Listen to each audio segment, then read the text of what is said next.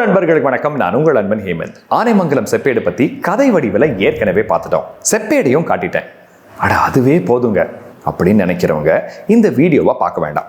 ஆனால் நான் சோழர்களை பற்றி இன்னும் ஆழமாக தெரிஞ்சுக்கணும்னு நினச்சிங்கன்னா உங்களுக்கு இந்த வீடியோ ரொம்பவே பிடிக்கும். நான் முன்னாடி பண்ண ஒரு லெக்சரோட சுருக்கம் தான் இந்த வீடியோ. இன்னைக்கு நீங்கள் நிறைய விஷயம் தெரிஞ்சுக்க போறீங்க. இந்த வீடியோ முடியும் போது உங்களுக்கு சோழர்களை பற்றி, ஆனைமங்கலம் செப்பேடு பற்றி, சூளாமணி விகாரம் பற்றி, 1000 வருஷத்துக்கு முன்னாடி சோழ நாட்டு நிர்வாகம் பற்றி ரொம்ப ஆழமாக தெரிய வரும். அது போக கடைசியில் ஒரு சர்ப்ரைஸும் இருக்கு. அதனால இந்த காணொலியை விடாமல் கடைசி வரைக்கும் பாருங்க. வீர சோழம், வீர சோழம், வீர வீர வீர சோழம். ஃபர்ஸ்ட் பார்ட்ல நம்ம பார்க்க போறது என்ன அப்படின்னா, தனித்தனியா இருக்கிற மாதிரி சில நிகழ்வுகள் அங்கங்க நடக்குது. அது என்ன நடந்துச்சு, இதுக்கெல்லாம் லிங்க் இருக்கா அப்படின்றத ஃபர்ஸ்ட் பார்க்க போறோம். இப்போ செகண்ட் பார்ட்ல என்ன பண்ணுவோங்கிறத நான் சொல்லிடுறேன். செப்பேடுகளோட இமேஜ் ஒண்ணு ஒண்ணா பார்த்து அதுல என்ன எழுதி இருக்கு அப்படிங்கிறத நம்ம பார்க்க போறோம். சமஸ்கிருதமும் பார்க்க போறோம், தமிழ்லையும் பார்க்க போறோம். எப்படி ஒரு 3D மாடல் பில்ட் பண்ணோம் அப்படின்றத காட்ட போறோம். சூளாமணி விகாரத்தோட மிஸ்லேனியஸ் டிராயிங்ஸ் நிறைய இடங்கள்ல இருந்து நான் கலெக்ட் பண்ணியிருக்கேன். லண்டன்ல பிரிட்டிஷ் லைப்ரரியில, ஆம்ஸ்டர்டாம்ல இருக்கிற ரைட்ஸ் மியூசியம் மாதிரி சில மியூசியம்ஸ்ல இதுல எல்லாம் என்ன வரைஞ்சிருக்காங்க, இதுல இருந்து நம்ம என்ன கண்டுபிடிக்கலாம் அப்படின்றத பார்க்க போறோம். கடைசியில ஒரு சின்ன சர்ப்ரைஸோட முடிக்கலாம்.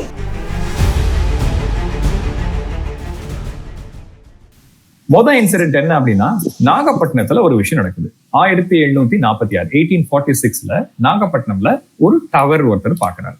இவரோட பேரு sir Walter Elliot. British East India கம்பெனில ஒர்க் பண்ணாரு. பிரிட்டிஷ் கிரவுன் கீழே இல்ல, பிரிட்டிஷ் ஈஸ்ட் இந்தியா கம்பெனி கீழே 1820ல ஜாயின் பண்ணாரு. இவர் என்ன பண்றாரு, 1846ல நாகப்பட்டினத்துக்கு வர்றாரு. இவர் ஒரு ஷிப்ல வர்றாரு நாகப்பட்டினத்துக்கு. சென்னையில இருந்து, மெட்ராஸ்ல இருந்து எத்தனையோ வேலைகள் இருக்கு. அந்த வேலைகள்லாம் முடிச்சுட்டு நாகப்பட்டினத்துல இந்த மாதிரி ஏதோ ஒரு பழைய காலத்து ஒரு கோபுரம் இருக்கு. ஆர்கியாலஜிஸ்ட் வேற என்ன இருக்குன்னு தெரிஞ்சுக்கணுன்றதுக்காக கியூரியஸா இங்க வர்றாரு. பார்த்தா இந்த மாதிரி ஒரு டவர் இருக்கு, ஒரு கோபுரம் இருக்கு. இந்த கோபுரத்தை பாக்குறாரு. அவர் இது பார்த்தா ஒரு ஹிந்து கோபுரம் மாதிரி தெரியல, இதை பார்த்தா ஒரு ஜைன கோபுரம் மாதிரியும் தெரியல. ஆனா இந்த ஒரு கோபுரத்துக்கு வேற வேற பேர் சொல்றாங்க லோக்கலா. ஓல்டு பகோடா, பழைய கோபுரம் அப்படின்னு சொல்றாங்க. புதுவேலி கோபுரம் அப்படின்னு ஒரு பேர் சொல்றாங்க. அப்புறம் பிளாக் பகோடான்னு சொல்றாங்க, சைனீஸ் பகோடா, அப்புறம் ஜைன பகோடா, இப்படின்னு எத்தனையோ பேர்கள்ல சொல்றாங்க. என்ன இப்படி ஒரு கோபுரம் இருக்கு, இதுக்கு இத்தனை பேர் சொல்றாங்க, பார்த்தா ரொம்ப பழசா இருக்கு, அதே நேரத்துல இப்படி நின்றுட்டு இருக்கு, இது என்னவா இருக்கும் அப்படின்னு சொல்லி யோசிக்கிறார். இப்ப இந்தியன் ஆன்டிக்வரி வால்யூம் 7 அப்படிங்கிற ஒரு புக்ல அவர் ஒரு ஆர்டிக்கல் எழுதுறாரு. இப்ப அந்த ஆர்டிக்கல்ல முக்கியமான சில விஷயங்கள் நம்ம பார்க்க போறோம். I found it to be somewhat four-sided tower of 3 stories. 4 side இருக்கக்கூடிய ஒரு கோபுரத்தை பாக்குறாரு. அதுக்கு 3 லெவல் இருக்கு. அந்த 3 லெவல்ல இருக்கிற இந்த கோபுரத்துக்கு எல்லாமே கம்ப்ளீட்டா ஒரு பிரிக் ஸ்ட்ரக்சரா இருக்கு. கிரானைட்ல கட்டப்பட்ட ஒரு கோயில் இல்ல, கட்டரளி இல்ல, முழுக்க செங்கலால கட்டப்பட்டிருக்கு. எந்த ஒரு சிமெண்டோ சுதையோ நடுவில் யூஸ் பண்ணாம ஒண்ணு கட்டப்பட்டிருக்கு அப்படின்னு சொல்லி எல்லாத்தையும் டாக்குமெண்ட் பண்றாரு. இதை பார்த்துட்டு இருக்க இந்த நேரத்துல பக்கத்துல ஒரு சின்ன ஒரு பில்டிங்ல பிரெஞ்சு ஜெசுவிட் பாதிரியார்கள், அதாவது ஜெசுவிட் பீஸ் இருந்தாங்க. போய் பேசும்போது தான் தெரியுது, இந்த பக்கத்துல இருக்கிற இந்த கிட்டத்தட்ட உடையிற மாதிரி நிலையில இருக்கிற இந்த பழைய கோபுரத்தை நாங்க இடிக்கிறதுக்காக நாங்க ரொம்ப ட்ரை பண்ணிட்டு இருக்கோம். இடிச்சுட்டு இந்த இடத்துலயே ஒரு காலேஜ் கட்ட போறோம் அப்படின்னு சொல்றாங்க. இவருக்கு பார்த்தோம்னா, இவர் ஆர்கியாலஜிஸ்ட், ஒரு செங்கலை கூட தொடக்கூடாதுன்னு நினைக்கக்கூடிய ஒரு ஆளுக்கு இந்த மொத்த பில்டிங்கை இடிக்க போறோம்னு சொன்னேன்னா என்ன பண்றது அப்படின்னு சொல்லி பயப்படுறாரு. அப்புறம் அவர் நிறைய பெட்டிஷன் எழுதி போடுறாரு. இதே நேரத்துல 1859ல 1859 46ல அவர் பார்த்தாரு. ஒரு கிட்டத்தட்ட 13 வருஷம் கழிச்சு இந்த ஃபாதர்ஸ் எல்லாரும் சேர்ந்து என்ன பண்றாங்க, ஒரு பெட்டிஷன் போட்டு மெட்ராஸ் கவர்மெண்ட்டுக்கு அனுப்புறாங்க. எங்களுக்கு தயவு செஞ்சு இதை எப்படியாவது இடிச்சு கொடுத்துருங்க, ஏன்னா விழுந்துருமோன்னு பயமா இருக்கு அப்படின்னு சொல்லி சொல்றாங்க. அதுக்கப்புறம் என்ன ஆகுதுன்னா, 1846ல டவரை பாக்குறாரு வால்டர் எலியட். 2வது பெட்டிஷன் போடுறாங்க ஜெசுவிட் ஃபாதர்ஸ். அதுக்கப்புறம் 1867ல சாங்ஷன் கிடைக்குது. இது என்ன போட்டிருக்காங்க பாருங்க, காலேஜ் கட்டிட்டாங்க. பக்கத்துல இருந்த ஒரு கிரவுண்ட்ல செயின்ட் ஜோசப்ஸ் காலேஜ் அப்படின்னு ஒரு காலேஜ் அந்த ஜெசுவிட் ப்ரீஸ் எல்லாமே, அந்த ஃபாதர்ஸ் எல்லாரும் கட்டிட்டு இப்ப இதை இடிச்சு நீங்க இந்த காலேஜை இன்னும் நீங்க விரிவுபடுத்துறதுக்கு உங்களோட எக்ஸ்பென்ஸ்ல இதை இடிச்சு தரமட்டமாக்கிட்டு அதுல இருக்கிற செங்கலை வச்சு நீங்க எக்ஸ்ட்ராவா காலேஜ் கட்டிக்கோங்க அப்படின்னு சொல்லி தீர்ப்பு வழங்கி முடிச்சுட்டாங்க, சாங்ஷன் கொடுத்துட்டாங்க. அது கீழே பாருங்க, the fathers were not slow in availing themselves of this permission. ஸ்லோவா இல்ல, உடனே அடுத்த நிமிஷமே டக்குன்னு பண்ணி the venerable building, ரெஸ்பெக்ட்ஃபுல்லான அந்த பில்டிங்கை was speedily leveled, தரமட்டமாக்கி ஒண்ணுமே இல்லாம பண்ணி அந்த சைட்டை கிளியரே பண்ணிட்டாங்க. இப்படி ஒரு டவர் இருந்துச்சு, ஒண்ணுமே இல்லாம போயிருச்சு. அதுக்கப்புறம் என்னாச்சு, இன்னொருத்தர் லார்ட் நேப்பியர்னு ஒருத்தர் இருக்காரு. அவர் வழியா வந்து அந்த இடத்துல இவங்க எங்க காலேஜ் ஏற்றினாங்களோ அதே இடத்துல பார்த்தா ஏகப்பட்ட பிரான்ஸ் இமேஜஸ், அதாவது செப்பு திருமேனிகள் கிடைக்குது அப்படின்னு சொல்லி அவர் கேள்விப்படுறாரு. இந்த செப்பு திருமேனிகள் எல்லாம் இனிஷியலா ஜெயின இது அப்படின்னு நினைக்கிறாங்க. அதுக்கப்புறம் தான் பார்த்தா அதுல என்ன எழுதியிருக்கு, பேஸ்ல என்ன எழுதியிருக்குன்னு பார்க்கும்போது அகம் ஸ்வஸ்தி ஸ்ரீ அகம் பண்டித உய்ய கொண்ட நாயகர் அப்படின்னு போட்டிருக்கு. அப்புறம் இது என்னங்கிறது பார்க்கும்போது இது எல்லாமே புத்தரோட சிலைகள் இல்ல போதிசத்வாவோட சிலைகள் அப்படிங்கிறது தெரியுது. இது ஒரு சைட்ல நடந்துட்டு இருக்கு. நாகப்பட்டினத்துல இடிச்சு முடிச்சுட்டாங்க, செயின்ட் ஜோசப் காலேஜ் கட்டிட்டாங்க. இதே சமயத்துல இன்னொரு சைட்ல லெய்டன் யூனிவர்சிட்டி, அதாவது நெதர்லாண்ட்ஸ்ல இருக்கிற லெய்டன் யூனிவர்சிட்டியில ஒரு புதுசா ஒரு டொனேஷன் வருது. என்ன டொனேஷன் அப்படின்னா, ரிஸ்ஸா ரொம்ப வெயிட்ல ஒரு 30 கிலோ வெயிட்ல ஏதோ ஒண்ணு யாரோ ஒருத்தங்க டொனேஷன் கொடுக்குறாங்க. இது என்ன டொனேஷன் யாரு கொடுக்குறாங்க அப்படின்னா, ப்ரொஃபசர் ஹென்ரிக் அப்படின்னு ஒருத்தர் அங்க ஒர்க் பண்ணியிருக்காரு, ஒரு ப்ரொஃபசர். அவர் சான்ஸ்கிரிட் ப்ரொஃபஸரா இருந்திருக்காரு, எத்தனையோ லாங்குவேஜஸை லெய்டன் யூனிவர்சிட்டி சொல்லி கொடுத்த ஒரு ப்ரொஃபஸரா இருந்திருக்காரு. இவரோட இன்ஹெரிட்டன்ஸ்ல, அதாவது இவரோட மூதாதையர்கள் ஒருத்தர் இருந்திருக்காங்க. அந்த மூதாதையரோட பேரு ஃப்ளாரண்டியஸ் கேம்பர். இவரு பட்டாவியாங்கிறது இன்னைக்கு இந்தோனேஷியால இருக்கிற ஒரு ஊர். டச்சுக்காரங்களோட ஒரு கேபிட்டலா அந்த காலத்துல இருந்தது. டச் ஈஸ்ட் இந்தியா கம்பெனியோட கேபிட்டலா இருந்தது. அங்க வேலை பார்த்த ஃப்ளோரண்டியஸ் கேம்பர் அப்படிங்கிறவர் தான் அவரோட மூதாதையர். அவரோட சந்ததியினர் கையில வந்து கடைசியில இந்த ப்ரொஃபஸரோட கையில வந்து அவர் இறந்ததுக்கு அப்புறம் அவங்க ஃபேமிலி என்ன பண்றாங்க, இதை டொனேஷனா கொடுத்துடுறாங்க. எதுக்கு? லெய்டன் யூனிவர்சிட்டிக்கு இதை டொனேஷனா கொடுத்துடுறாங்க. சரி, இப்ப என்ன நடந்திருக்கு? ஒரு சைட்ல வந்து ஒரு டவர் ஒண்ணு பார்த்தாங்க, அந்த டவரை இடிச்சுட்டானுங்க, ஒண்ணும் பண்ண முடியாம. இன்னொரு சைட்ல ஒரு புதுசா ஒரு டொனேஷன் வந்திருக்கு லெய்டன் யூனிவர்சிட்டிக்கு. அது என்னதுன்னு யாருக்கும் தெரியல. இப்ப 1886ல இந்த பிளேட்ல என்ன எழுதியிருக்கு அப்படின்னு இன்டர்பிரேட் பண்ணணும். என்னமோ எழுதியிருக்கு, தமிழ் மாதிரி இருக்கு அப்படின்னு சொல்லி இன்டர்பிரேட் பண்ணணும்னு 2 பேர் வர்றாங்க. இது யாருன்னு பார்க்கணும். ஜேம்ஸ் பர்கஸ் அப்படின்னு ஒரு பிரிட்டிஷ் ஆர்கியாலஜிஸ்ட் இல்ல ஒரு எபிகிராபிஸ்ட். அதே மாதிரி தமிழ்நாட்டை சேர்ந்த நடேச சாஸ்திரி அப்படிங்கிற ஒரு எபிகிராபிஸ்ட். இவங்க 2 பேரும் சேர்ந்து என்ன பண்றாங்க, இவங்க நேர்ல எல்லாம் போகல, அங்கிருந்து ஒரு சின்னதா ஒரு காப்பி மட்டும் வாங்கி இதுல என்ன எழுதி இருக்குன்னு ஒவ்வொரு வரியா வாசிச்சு ஒரு சம்மரி மாதிரி, அப்புறம் ஒரு எக்ஸ்ட்ரா என்னென்ன எல்லாம் எழுதி இருக்கு அப்படிங்கிறது எல்லாத்தையும் சேர்த்து archaeological survey of southern India volume 6 அப்படிங்கிறதுல ஒரு இதுல பப்ளிஷ் பண்றாங்க. இப்ப இதுல முக்கியமான ஒரு விஷயம் என்னன்னா, அது வரைக்கும், அதாவது இந்த காலம் வரைக்கும் 1886க்கு முன்னாடி வரைக்கும் சோழர்களோட வரலாறுல பயங்கரமான குழப்பங்கள் இருக்கு. ஆனா எப்ப வந்து இந்த பிளேட்டை இந்த லெய்டன்ல இருந்த அந்த பிளேட்ஸ், அந்த காப்பர் பிளேட்ஸை வந்து டீசைஃபர் பண்ணாங்களோ அதுல இருந்து எத்தனையோ விஷயங்கள் அவங்களுக்கு தெரிய ஆரம்பிச்சது. சரி, இப்ப நம்ம என்ன பண்ணிருக்கோம், நிறைய விஷயங்கள் பார்த்திருக்கோம். ஒண்ணு, ஒரு ரூவன் டவர் இருந்துச்சு, சார் வால்டர் எலியட் பார்த்தாரு. 2வது, அந்த ஹேமக்கர் ஃபேமிலி வந்து லெய்டன் யூனிவர்சிட்டியில ஏதோ காப்பர் பிளேட்ஸை டொனேஷனா கொடுத்தாங்க. இப்ப இது ரெண்டும் வந்து சம்பந்தமே இல்லாத இவெண்டா அப்படிங்கறத நம்ம யோசிக்கணும். இன்னொரு சைட்ல இது எல்லாம் நடந்துட்டு இருக்க டைம்ல இங்க மெட்ராஸ்ல என்ன பண்றாங்க, அந்த பிளேட்ஸ் எல்லாத்துலயும் என்ன எழுதியிருக்கு அப்படிங்கறத இன்டர்பிரேட் பண்றாங்க. 2 சைட்ல ஒரு டிஸ்கிரீட் இவெண்ட் நடந்திருக்கு, நடுவுல இன்டர்பிரேஷன் பண்றாங்க. அதுக்கப்புறம் பிற்காலத்துல இதுக்கு 2க்கும் நடுவுல நிறைய கனெக்ஷன்ஸ் இருக்கு அப்படிங்கிறது தெரிய வருது. எங்கேயோ நடக்கிற சில விஷயங்கள் ஏதோ பட்டர்ஃப்ளை எஃபெக்ட் மாதிரி எல்லாமே சேர்ந்து ஒண்ணு கூடி அடுத்தடுத்த டைம்ல பெரிய விஷயங்கள் நடக்க வருது. இது எல்லாமே சேர்ந்தது அப்படிங்கிறது தெரிய வருது. நூல்கள்ல படிக்கிறோம், நம்ம வந்து ஹிஸ்டரி புக்ஸ்ல படிக்கிறோம். ஆனா அது எப்படி வந்துச்சு, அதோட சோர்ஸ் என்ன அப்படின்றது தெரிஞ்சுக்கணும். ஸ்டோன் இன்ஸ்கிரிப்ஷன் அப்படின்னு சொல்றோம். 2வது செப்பேடுகள், காப்பர் பிளேட் இன்ஸ்கிரிப்ஷன்ஸ். 3வது பாம் லீஃப் மேனுஸ்கிரிப்ட்ஸ். இதுதான் வந்து ஓலைச்சுவடி. இப்ப மன்னரே ஒரு விஷயத்த கொடுக்குறாரு அப்படின்னா அவர் என்ன பண்ணுவாரு அப்படின்னா, முதல்ல அதுக்கு ஒரு ஓலைச்சுவடி கொடுப்பாரு. ஓலைச்சுவடி கொடுத்துட்டு மன்னர் ஒரு எக்ஸ்ட்ராவா ஒரு விஷயம் சொல்லுவாரு. என்ன சொல்லுவாரு அப்படின்னா, கல்லிலும் செம்பிலும் வெட்டுக அப்படின்னு சொல்லுவாரு. இந்த சாசனம் நான் கொடுக்குற ஆர்டர், இதை வந்து இவருக்கு கொடுத்துருங்க அப்படின்னு நான் பண்ற டொனேஷனை, இந்த ஆர்டரை, இந்த சாசனத்தை கல்லிலும் செம்பிலும் வெட்டுக அப்படின்னு சொல்றாரு. கல்லுனா கல்வெட்டை வெட்டிக்கோங்க, இருக்கிற ஊர்ல இருக்கிற முக்கியமான கோயில்ல கல்லுல வெட்டிக்கோங்க அப்படின்னு சொல்றாரு. செம்பிலும் வெட்டுக அப்படின்றாரு. செம்புனா உங்களுக்கு தெரியும், செம்புனா காப்பர் அப்படின்னு அர்த்தம். அதனால காப்பர் பிளேட்லயும் ஸ்டோன்லயும் நீங்க வந்து இன்ஸ்கிரைப் பண்ணிக்கோங்க அப்படின்னு சொல்றாரு. இது போக லிட்ரேச்சர், இலக்கியமும் ரொம்ப முக்கியமான ஒரு விஷயமா இருக்கு. புறநானூறு முக்கியமானதா இருக்கு, அகநானூறு கிடையாது, புறநானூறு, கலித்தொகை, இது மாதிரி நமக்கு சங்க பாடல்கள் நிறைய இருக்கு. அந்த காலத்துக்கு ஏற்ப இருந்த இலக்கிய நூல்களும் ரொம்ப உதவியா இருக்கு நம்மளோட வரலாறு என்னவா இருந்திருக்கு அப்படிங்கிறத தெரிஞ்சுக்கிறதுல.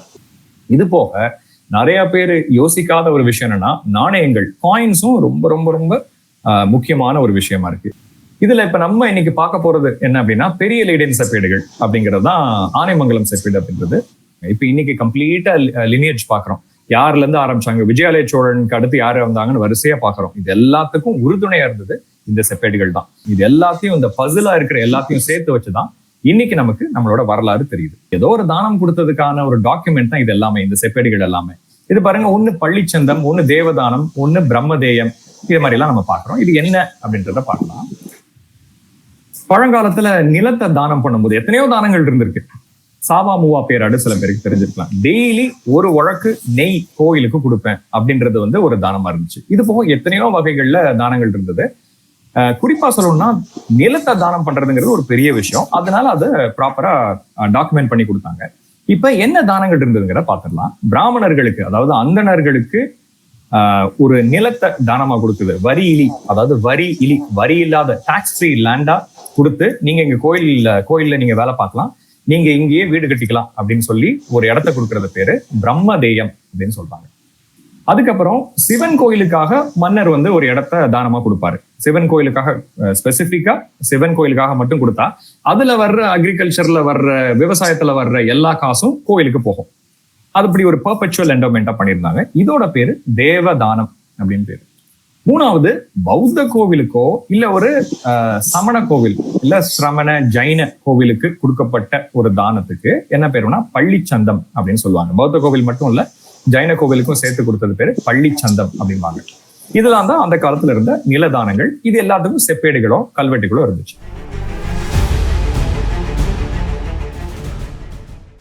ஓகே, இப்போ ஒரு பேக்ரவுண்ட் ஃபுல்லா நம்ம பார்த்துட்டோம், என்னென்ன நடந்துச்சு, இதெல்லாம் இன்டர் கனெக்டட் இவெண்ட்ஸை பத்தி பார்த்துட்டோம். இப்போ வந்து நம்ம ஒரு 1000 வருஷத்துக்கு முன்னாடி என்ன நடந்துச்சு அப்படிங்கிறத நம்ம பார்க்க போறோம். 1006, குறிப்பா 1006, கிபி 1006ல சுமத்ரா தீவுல ஒரு மன்னர் ஒருத்தர் ஆட்சி பண்றாரு. இந்த சுமத்ரா தீவு என்னங்கிறது இன்னும் கொஞ்ச நேரத்துல நம்ம பார்ப்போம். இவரோட பேரு சூடாமணி வர்மன். இப்ப நம்ம தமிழ்ல சொல்லும்போது சூடாமணி அப்படின்னு சொல்றோம். அவங்களோட பாஷையில சூடாமணி அப்படின்னு சொல்லி அவர் பேர். சூடாமணி வர்ம தேவா அப்படிங்கிறது அவரோட ஃபுல் நேம். ஸ்ரீ விஜய ராஜ்யம் அப்படிங்கிற ஒரு ராஜ்யம் ஆண்ட இந்த மன்னர், சுமத்ரால ஆண்ட மன்னர் என்ன பண்றாரு, நாகப்பட்டினத்துல சோழர்களோட ஒரு முக்கியமான துறைமுகமா இருந்த நாகப்பட்டினத்துல ஒரு புத்த விஹாரா கட்டணும் அப்படின்னு யோசிக்கிறார், அப்படின்னு ஆசைப்படுறாரு. இப்ப இது என்னங்கிறது கொஞ்சம் தெரிஞ்சுக்கணும். இப்ப நம்ம சோழ நாடு இங்க இருக்கு, நம்ம தமிழ்நாடு இங்க இருக்கு, சோழ நாடு இங்க இருக்கு, இந்த இடத்துல நாகப்பட்டினம் இருக்கு. இதுல சுமத்ரா அப்படிங்கிற தீவுல பலம்பேங் அப்படிங்கிற ஒரு ஊர்ல இந்த மன்னர் வந்து ஆட்சி பண்றாரு. இந்த காலத்துல கடாரம் அப்படிங்கிறது ரொம்ப ரொம்ப முக்கியமான ஒரு இது. கடாரம்ங்கிறது இன்னைக்கு இருக்கிற கெடா, மலேசியால இருக்கிற கெடா அப்படிங்கிற ஒரு இடம்.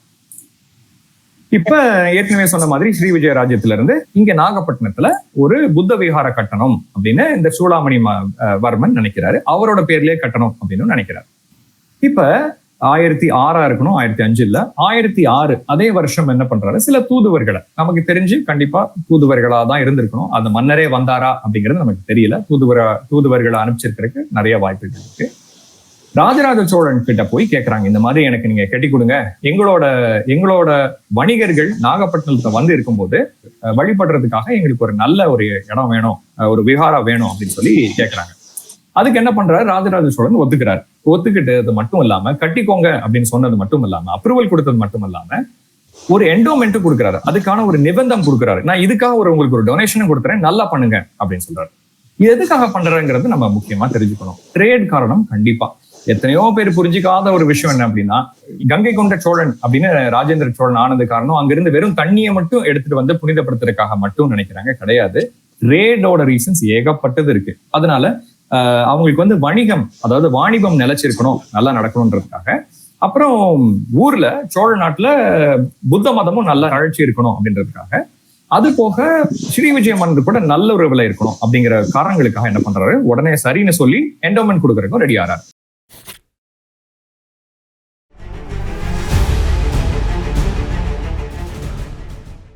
ஆனைமங்கலம் செப்பேடு அப்படின்னு ஒண்ணு வர்றதுக்கு முன்னாடி ஆனைமங்கலம் சாசனம் அப்படின்னு ஓலைச்சுவடியில கொடுத்தது ராஜராஜ சோழன். அவர் மன்னர் சொல்ல பக்கத்துல இருக்கிற ஒருத்தர் எழுதுறாரு. என்ன எழுதுறாங்கிறத பார்ப்போம். ஸ்வஸ்தி ஸ்ரீ கோனேரின்மை கொண்டான் சத்திரிய சிகாமணி வளநாட்டு பட்டண கூற்றத்து நாட்டார்க்கும் பிரம்மதேய கிழவருக்கும் தேவதான பள்ளிச்சந்த தனிமுற்றூட்டு வெட்டப்பேற்றூர்களிலார்க்கும் நகரங்களிலார்க்கும் என்ன சொல்லியிருக்காரு அப்படின்னா, ஸ்வஸ்தி ஸ்ரீ அப்படின்னா மங்களம் உண்டாகட்டும், எப்பவுமே ஆரம்பிக்கிறது நல்லதே நடக்கட்டும், சிவமயம் அப்படின்னு நம்ம சொல்ற மாதிரின்னு வச்சுக்கோங்களேன். அந்த காலத்துல ஸ்வஸ்தி ஸ்ரீ அப்படின்னு சொல்லிதான் ஆரம்பிப்பாங்க. ஸ்வஸ்தி ஸ்ரீ மங்களம் உண்டாகட்டும். இப்ப சொல்றது என்னன்னா, கோனேரின்மை கொண்டான் மன்னர் அவரை பத்தி சொல்லிக்கிறாரு. மன்னரே கொடுத்த ஒரு சாசனம் அப்படிங்கறத காட்டுறத கோ நேர் இன்மை கொண்டான், அதாவது ராஜா, கோனா ராஜா, நேரின்மை அப்படின்னா எனக்கு there is no one that is parallel to me, I am unparalleled அப்படிங்கிற சொல்றாரு. நேரின்மை, என் லெவல்ல யாருமே இல்ல அப்படிங்கிற ஒரு லெவல்ல அடைஞ்ச ஒரு மன்னர் அப்படிங்கிற சொல்றாங்க. அதான் கோநேரின்மை கொண்டான் அப்படிங்கிற இந்த மன்னர் சத்திரிய சிகாமணி வளநாட்டு பட்டினக்கூற்றத்துல இருந்த இந்த எல்லா ஆபீசர்ஸ்க்கும், நாட்டார், பிரம்மதேய கிழவர், இவங்க எல்லாருக்கும் இந்த ஆர்டரை, அதாவது இந்த சாசனத்தை இல்ல இந்த சார்ட்டரை பிறப்பிக்கிறாரு அப்படின்னு சொல்றாங்க. இப்ப இதுக்கு முன்னாடி இன்னும் ஒரு சில விஷயங்கள் தெரிஞ்சிருக்கணும். இப்ப வளநாடு, நாடு, கூற்றம், ஊர் அப்படின்லாம் அந்த காலத்துல இருந்திருக்கு. இப்ப இருக்கிற ஸ்டேட், டிஸ்ட்ரிக்ட், தாலுக், டவுன் நீங்க வச்சுக்கலாம். இப்ப நம்ம முக்கியமா பார்க்க வேண்டியது இந்த கூற்றம், பட்டின கூற்றம் அப்படிங்கிறதுலதான் இந்த ஆர்டரை பிறப்பிக்கிறாரு. என்ன பிறப்பிக்கிறாரு, யாருக்குங்கிறத பார்ப்போம். நான் இப்ப ஏற்கனவே சொன்ன மாதிரி இவங்க எல்லாருக்கும் பிறப்பிக்கிறாரு. அட்மினிஸ்ட்ரேஷன் யாரு பண்ணாங்க அப்படிங்கிறது நமக்கு தெரியணும். யாரு பண்ணாங்க அப்படின்னா, நாடை ரூல் பண்றதுக்கு ஒரு லெவல்ல நாட்டு சபை அப்படின்னாங்க, இல்ல நாட்டார் அப்படின்னு அவங்க சொல்லுவாங்க. எதெல்லாம் பிரம்மதேயமோ, அதாவது பிராமணர்கள் தங்கியிருந்த ஊர்கள், அதாவது அவங்களுக்கு டொனேட் பண்ண நிலங்கள்ல அதுக்கு ஒரு அட்மினிஸ்ட்ரேட்டிவ் ஆஃபீஸ் வச்சிருந்தாங்க. அந்த பிரம்மதேயத்துக்கு ஒரு அட்மினிஸ்ட்ரேட்டிவ் ஆஃபீஸ், அதுக்கு அவங்க பேரு பிரம்மதேய கிழவர். கிழவர்னா வயசானவங்க இல்ல, அந்த நில உரிமையாளர் அப்படிங்கறதா அர்த்தம். அதான் பிரம்மதேய கிழவர் அப்படிங்கிறது. அந்த சபையினருக்கும் அனுப்புறாரு. இது போக ஊர் சபை, அதாவது சின்ன சின்ன ஊர்கள் இருந்துச்சு, அந்த ஊர்லயும் தனித்தனியா அட்மினிஸ்ட்ரேட்டிவ் ஆஃபீஸ் இருந்துச்சு. தேவதானம் உங்களுக்கு ஏற்கனவே தெரியும், பள்ளிச்சந்தம், கனிமுற்றூட்டு, வெட்டப்பேரு.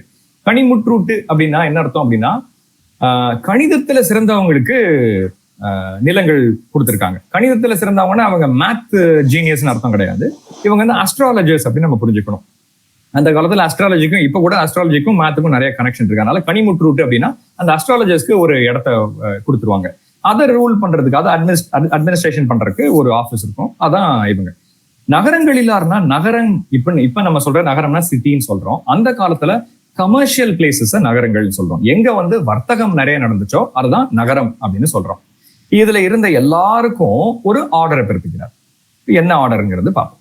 நமக்கு யாண்டு 21வது நாள் 92 நாள், எனக்கு வருஷம் யாண்டு, என்னோட ஆட்சி ஆண்டு 21வது வருஷம் 985 CE, 985ல அவர் மன்னர் ஆறாரு. கரெக்டா கூட்டிக்கோங்க, 21 நீங்க சேர்த்தீங்கன்னா 1006 1006 CE இல்ல AD. அந்த வருஷத்துல எனக்கு நாள், நான் ஆட்சி அமைச்சு 92வது நாள், எவ்வளவு எக்ஸாக்டா எவ்வளவு ப்ரிசைஸா போட்டிருக்காருன்னு பாருங்க. 92 நாள் தஞ்சாவூர் புறம்படி மாளிகை ராஜாஸ்ரேனில், தஞ்சாவூர்ல புறம்படியில, அதாவது கொஞ்சம் அவுட்ஸ்கர்ட்ஸ்ல இருந்த நம்மளோட மாளிகை. அவரு நிறைய அரண்மனை வச்சிருந்தாரு, இப்போ ஒண்ணுமே இல்லை, அது வேற விஷயம், அதுக்குள்ள போக வேண்டாம். அவுட்ஸ்கர்ட்ஸ்ல இருந்த ஒரு அரண்மனை ராஜாஸ்ரயன் அப்படிங்கிற ஒரு பேர்ல, ராஜாஸ்ரயன் அப்படிங்கிற பேர்ல இருந்த அந்த அரண்மனையில நான் இருக்கும்போது, அதுவும் எங்க இருந்தேன், தெற்குல இருந்த ஒரு மண்டபம், சவுத்துல ஒரு மண்டபம் இருந்துச்சு, அந்த மண்டபத்துல நான் இருந்துட்டு இருந்தேன். அந்த நேரத்துல இந்த ஆர்டரை நான் பிறப்பிச்சேன், இந்த ஆர்டரை, இந்த டொனேஷனை நான் கொடுத்தேன் அப்படின்னு போடுறாரு. யாருக்கு கொடுத்திருக்காரு? கிடாரத்தரையன் சூளாமணி பன்மன். கிடாரம்னா என்ன? கடாரம், கிடாரம், இன்னைக்கு கெடா எல்லாம் ஒண்ணுதான். அதை ரூல் பண்ண அவர் சுமத்ரா தீவை ரூல் பண்ணா கூட கெடாங்கிறதா நமக்கு கண்ணுக்கு தெரியுது. ஏன்னா கெடாங்கிறது ரொம்ப ரொம்ப ஃபேமஸான ஒரு இடமா இருந்திருக்கு. ஃபிளரிஷிங் போர்ட், பயங்கரமான ஒரு எஸ்டாப்ளிஷ் போர்ட்டா இருந்திருக்கு. கிடாரத்தரையன் சூளாமணி பன்மன் சத்திரிய சிகாமணி வளநாட்டு பட்டினக்கூற்றத்து நாகப்பட்டினத்தை எடுப்பிக்கின்ற, நாகப்பட்டினத்துல, அதாவது இந்த வளநாட்டு இந்த பட்டினக்கூற்றத்துல இருக்கக்கூடிய நாகப்பட்டினம் அப்படிங்கிற ஊர்ல எடுப்பிக்க போற சூளாமணி பன்ம விஹாரம் அப்படிங்கிற பள்ளி, அப்படிங்கிற புத்த பள்ளிக்கு அதுக்கு தேவையான நிபந்தத்துக்கு, அதுக்கு தேவையான ஒரு அதாவது என்டோமெண்ட்டுக்கு இல்ல டொனேஷனுக்கு அதே ஊர்ல, அதே ஏரியால இருக்கிற சத்திரிய சிகாமணி வளநாட்டு பட்டினக்கூற்றத்துல இருக்கக்கூடிய ஆனைமங்கலம் அப்படிங்கிற ஊரை நான் பள்ளிச்சந்தமா கொடுக்குறேன் அப்படின்னு சொல்றாரு. ஒரு சின்னதா ஒரு எக்ஸ்ட்ரா டிட்பிட் ஒண்ணு சொல்லிடுறேன். தஞ்சை பெரிய கோவில்ல இருக்கிற கல்வெட்டை நீங்க போய் பாத்தீங்கன்னா இப்படி ஒரு வாசகம் இருக்கு. தஞ்சாவூர் கோயிலின் உள்ளால் இருமடி சோழனின் கீழே திருமஞ்சன சாலை அப்படின்னு போட்டிருக்கோம். இதுல இருந்து என்ன எதுக்காக போட்டிருக்கேன் அப்படின்னா, ஒண்ணு புறம்படி மாளிகையை பார்த்தோம், இந்த கல்வெட்டுல இன்னொன்னு சொல்றாரு. தஞ்சாவூர் கோயில், கோனா ராஜாவோட வீடுன்னு அர்த்தம், அதாவது அரண்மனையில இருமடி சோழன் அப்படிங்கிற ஒரு அரண்மனை இருந்திருக்கு. அப்ப நமக்கு தெரிஞ்சு கண்டிப்பா அட்லீஸ்ட் 2 அரண்மனைகள் இருந்திருக்கணும் ராஜராஜ சோழனோட காலத்துல. சரி, இப்ப புத்த மத வழிபாட்டு தலங்கள் பத்தி உங்களுக்கு கொஞ்சம் தெரியணும். சைத்தியாங்கிறது ஒரு பிரேயர் ஹால், நீளமா இருக்கும். இப்ப கூட பர்டிகுலர் அஜந்தாலாம் பாத்தீங்கன்னா நீளமா போகும், ஓப்பன் ஸ்பேஸா இருக்கும். அது பேர் சைத்தியான்னு சொல்றோம். ஸ்தூபா வந்து சாரநாத் போன்ற இடங்கள்ல பெரிய ஸ்தூபா இருக்கு, ஒரு டோம் மாதிரி இருக்கும். இன்னும் பல இடங்கள்ல புத்திஸ்ட் இதுல நேபாளம் போனீங்கன்னா நிறைய இருக்கும், திபெத்ல நிறைய இருக்கும். இதுல விஹாரா அப்படிங்கிறது என்னன்னு தெரிஞ்சுக்கணும். விஹாராங்கிறது இது எல்லாமே பண்ணக்கூடிய இடம். அது போக அது ஒரு மொனாஸ்ட்ரி, அதாவது மடமாவும் திகழ்ந்திருக்கு. அதாவது புத்த துறவிகள் தங்கி இருந்து வழிபாடு செய்யக்கூடிய ஒரு இடமா இருந்திருக்கு. அது பேர் தான் ஒரு மொனாஸ்ட்ரி, விஹாரா அப்படின்னு சொல்றோம்.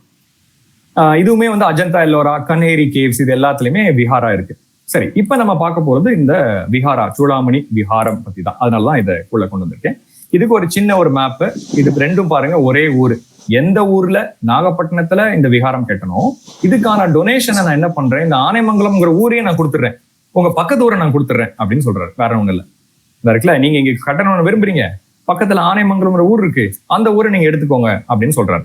இப்ப ரொம்ப முக்கியமான விஷயம், நீங்க எடுத்துக்கோங்க அப்படின்னு என்ன அர்த்தம்னா, அந்த ஊரை எடுத்துக்கோங்க, உங்க பேர்ல எழுதுறேன்னு கிடையவே கிடையாது. There is a big difference between an endowment and a donation. endowment நம்ம சொல்றது என்னன்னா, ஒரு நிலத்தை இவங்க பேர்லன்னு கொடுத்தாலுமே அதுல என்ன சொல்றோம்னா, அதுல இருந்து வர்ற வருவாய், அதுல இருந்து வர்ற ரெவென்யூ இந்த இடத்துக்கு போகணும். ஆனா நிலம் வந்து மன்னரோட பேர்ல தான், அதான் புரிஞ்சுக்கணும். அப்ப ஆனைமங்கலம்ங்கிறத வந்து ஒரு நிபந்தமா கொடுக்குறாரு அப்படின்னா, அதுல இருந்து அது வரைக்கும் வந்துட்டு இருந்த வரி, அது வரைக்கும் மன்னருக்கு வந்திருந்த டாக்ஸ் எல்லாமே என்ன பண்ண போகுது, பர்பெச்சுவலா எப்பவுமே ஃபியூச்சர்ல சூடாமணி பன்மை விஹாரத்துக்கு போக போகுது. அவரோட கண்ட்ரோல்ல தான் இருக்கு, இருந்தாலும் அதோட வரி மட்டும் டைரக்டா அங்க போகுது. இதுதான் அந்த சாசனம். ஓகே, இது இதோட முடியல, இன்னும் பெரிய சாசனம் எழுதியிருக்காரு. இப்ப இதோட நம்ம நிப்பாட்டாம இன்னும் கொஞ்சம் உள்ள போகணும். இப்ப என்ன எழுதிருக்குன்னு பார்க்கலாம். இரங்கல் உட்பட அளந்தபடி நீக்கல் நீங்கி நிலன் 97 2 மா முக்காணி அரைக்காணி முந்திரிகை கீழ் 3 மா முக்காணி முந்திரிகை கீழ் அரைய 2 மாவினால். இது ஏதோ பெருசா போட்டிருக்காங்க, என்னங்கிற நம்ம பிரிச்சு பார்க்கலாம், தேவையில்லாத விஷயங்களை விட்டுறலாம். இறை கட்டின காணிக்கடன். இப்ப என்ன சொல்றாங்கன்னா, இவ்வளவு பெரிய ஏரியாவா இருந்த ஒரு இடத்துக்கு கடன், அதாவது காணிக்கடன் சொல்றது டாக்ஸ், இவ்வளவு பெரிய இடத்துக்கு இவ்வளவு டாக்ஸ் இவங்க கொடுத்தாங்க அப்படின்னு சொல்றாங்க. இது வரைக்கும் இவ்வளவு பெரிய ஏரியால எனக்கு இவ்வளவு டாக்ஸ் வந்திருக்கு அப்படின்றதான் இதுல போட்டிருக்காரு, வேற ஒண்ணும் இல்ல. டாக்ஸ் எப்படி கட்டினாங்க அந்த காலத்துல? நெல்லா கொடுத்தாங்க. நெல்லு தான் டாக்ஸ் அந்த காலத்துல. நெல்லு 8943 இரு துணி குறுணி ஒரு நாளையும்.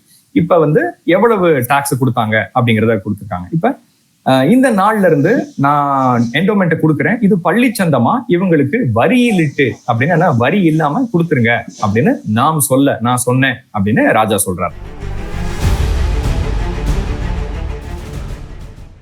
சார் என்ன சார் இது ரிசர்ச் பண்ணி என்ன பண்ண போறீங்க அப்படின்னு நீங்க யோசிக்கலாம். இது நான் என்ன பண்ணியிருக்கேங்கிறத நான் சொல்லணும். இப்போ எத்தனையோ பெரிய பெரிய அறிஞர்கள் நிறைய விஷயம் பண்ணியிருக்காங்க, எவ்வளோ விஷயங்களை வாசிச்சு கஷ்டப்பட்டு வெறும் ஒரு காப்பி வந்ததை வச்சு வாசிச்சு எல்லாம் பண்ணியிருக்காங்க. ஏதோ என்னோட பாக்கியத்துல நான் நேர்ல பார்த்திருக்கேன். ஆனா இதோட நிப்பாட்டிடலாமா அப்படிங்கறத யோசிக்கணும். இது வரைக்கும் அறிஞர்கள் ஒரு இடத்துல நிப்பாட்டியிருக்காங்க, நம்ம விடக்கூடாது. இந்த ஹிஸ்டரிங்கிறது ஒரு பசில், இந்த பசிலை எப்படி நம்ம ஃபுல்லா பினிஷ் பண்றதுன்றத பார்க்கணும். நான் என்ன பண்ணியிருக்கேங்கிறத இப்ப நான் கொஞ்ச நேரத்துல சொல்றேன்.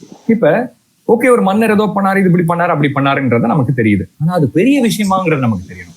So what we want to do is to translate this into today's terms. இன்னைக்கு வழக்குல இருக்கக்கூடியதை நம்ம கன்வெர்ட் பண்ண போறோம். அந்த காலத்துல ஏதோ இருந்துச்சு, அது இன்னைக்கு வழக்குக்கு எப்படி கன்வெர்ட் பண்ணலாம் அப்படின்றத நம்ம பார்க்க போறோம். இதுல நம்ம பார்க்க வேண்டியது நிலன் 97 2 மா அப்படின்றதான் கொடுத்திருக்காங்க. அதான் அப்படின்னா என்ன அர்த்தம்னா, 97 நிலன்னு ஒரு யூனிட் என்னன்னு தெரியாது, அப்புறம் 2 மா அப்படின்னு சொல்றாங்க. இப்ப இது என்னது அப்படின்னு கண்டுபிடிக்கணும் இன்னைக்கு காலத்துல.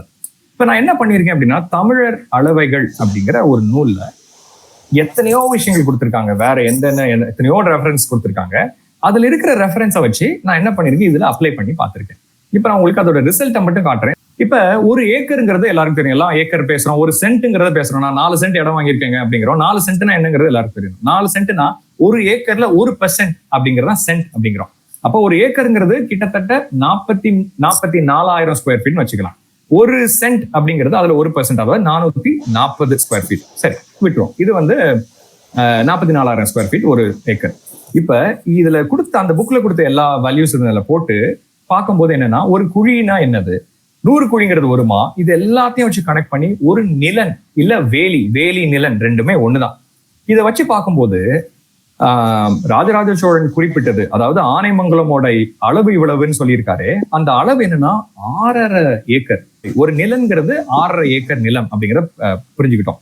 இது நிலன் 97 2 மா 97 நிலன். அப்ப இது கூட மல்டிப்ளை பண்ணி பார்க்கும்போது இது எவ்வளவு வருதுன்னா 642 ஏக்கர் வருது மொத்தமா. இவ்வளோ பெரிய ஒரு இடத்த கொடுத்திருக்காரு. 642 ஏக்கரை ஒரு இடத்துக்கு வேற ஒரு நாட்டு ஒரு மன்னருக்கு நீங்க வீடு இங்க வந்து ஒரு கோயில் கட்டிக்கோங்கன்னு சொல்லி கொடுத்திருக்காரு. இன்னொரு விஷயம், ஒரு சின்ன ட்ரிவியா சொல்றேன். பாரதியார் என்ன சொன்னாரு? காணி நிலம் வேண்டும் அப்படின்னு கேட்டாரு. உங்களுக்கு தெரியும் காணி நிலம்னா என்னன்னு எல்லாரும் மறந்து போயிட்டோம். காணின்னு சொல்றோம். இப்ப வந்து வழக்குல எல்லாம் தெரியல. இதுல நான் போட்டிருக்கேன் பாருங்க, இன்ட்ரெஸ்டிங்கா இருக்கும். காணி நிலம் அப்படிங்கிறது 57,000 ஸ்கொயர் ஃபீட், அதாவது 1.3 ஏக்கர். அதுதான் காணி நிலம். இப்ப பாரதியார் கேட்டது அட்லீஸ்ட் அவருக்கு வந்து ஒரு ஏக்கர், ஒரு கிட்டத்தட்ட 1.5 ஏக்கர் இருந்துச்சுன்னா நான் பழச்சிக்குவேன் அப்படின்னு சொல்லியிருக்காரு. சரி, இதுக்கு வருவோம். 642 ஏக்கர் அப்படிங்கறத நம்ம எஸ்டாப்ளிஷ் பண்ணிட்டோம்.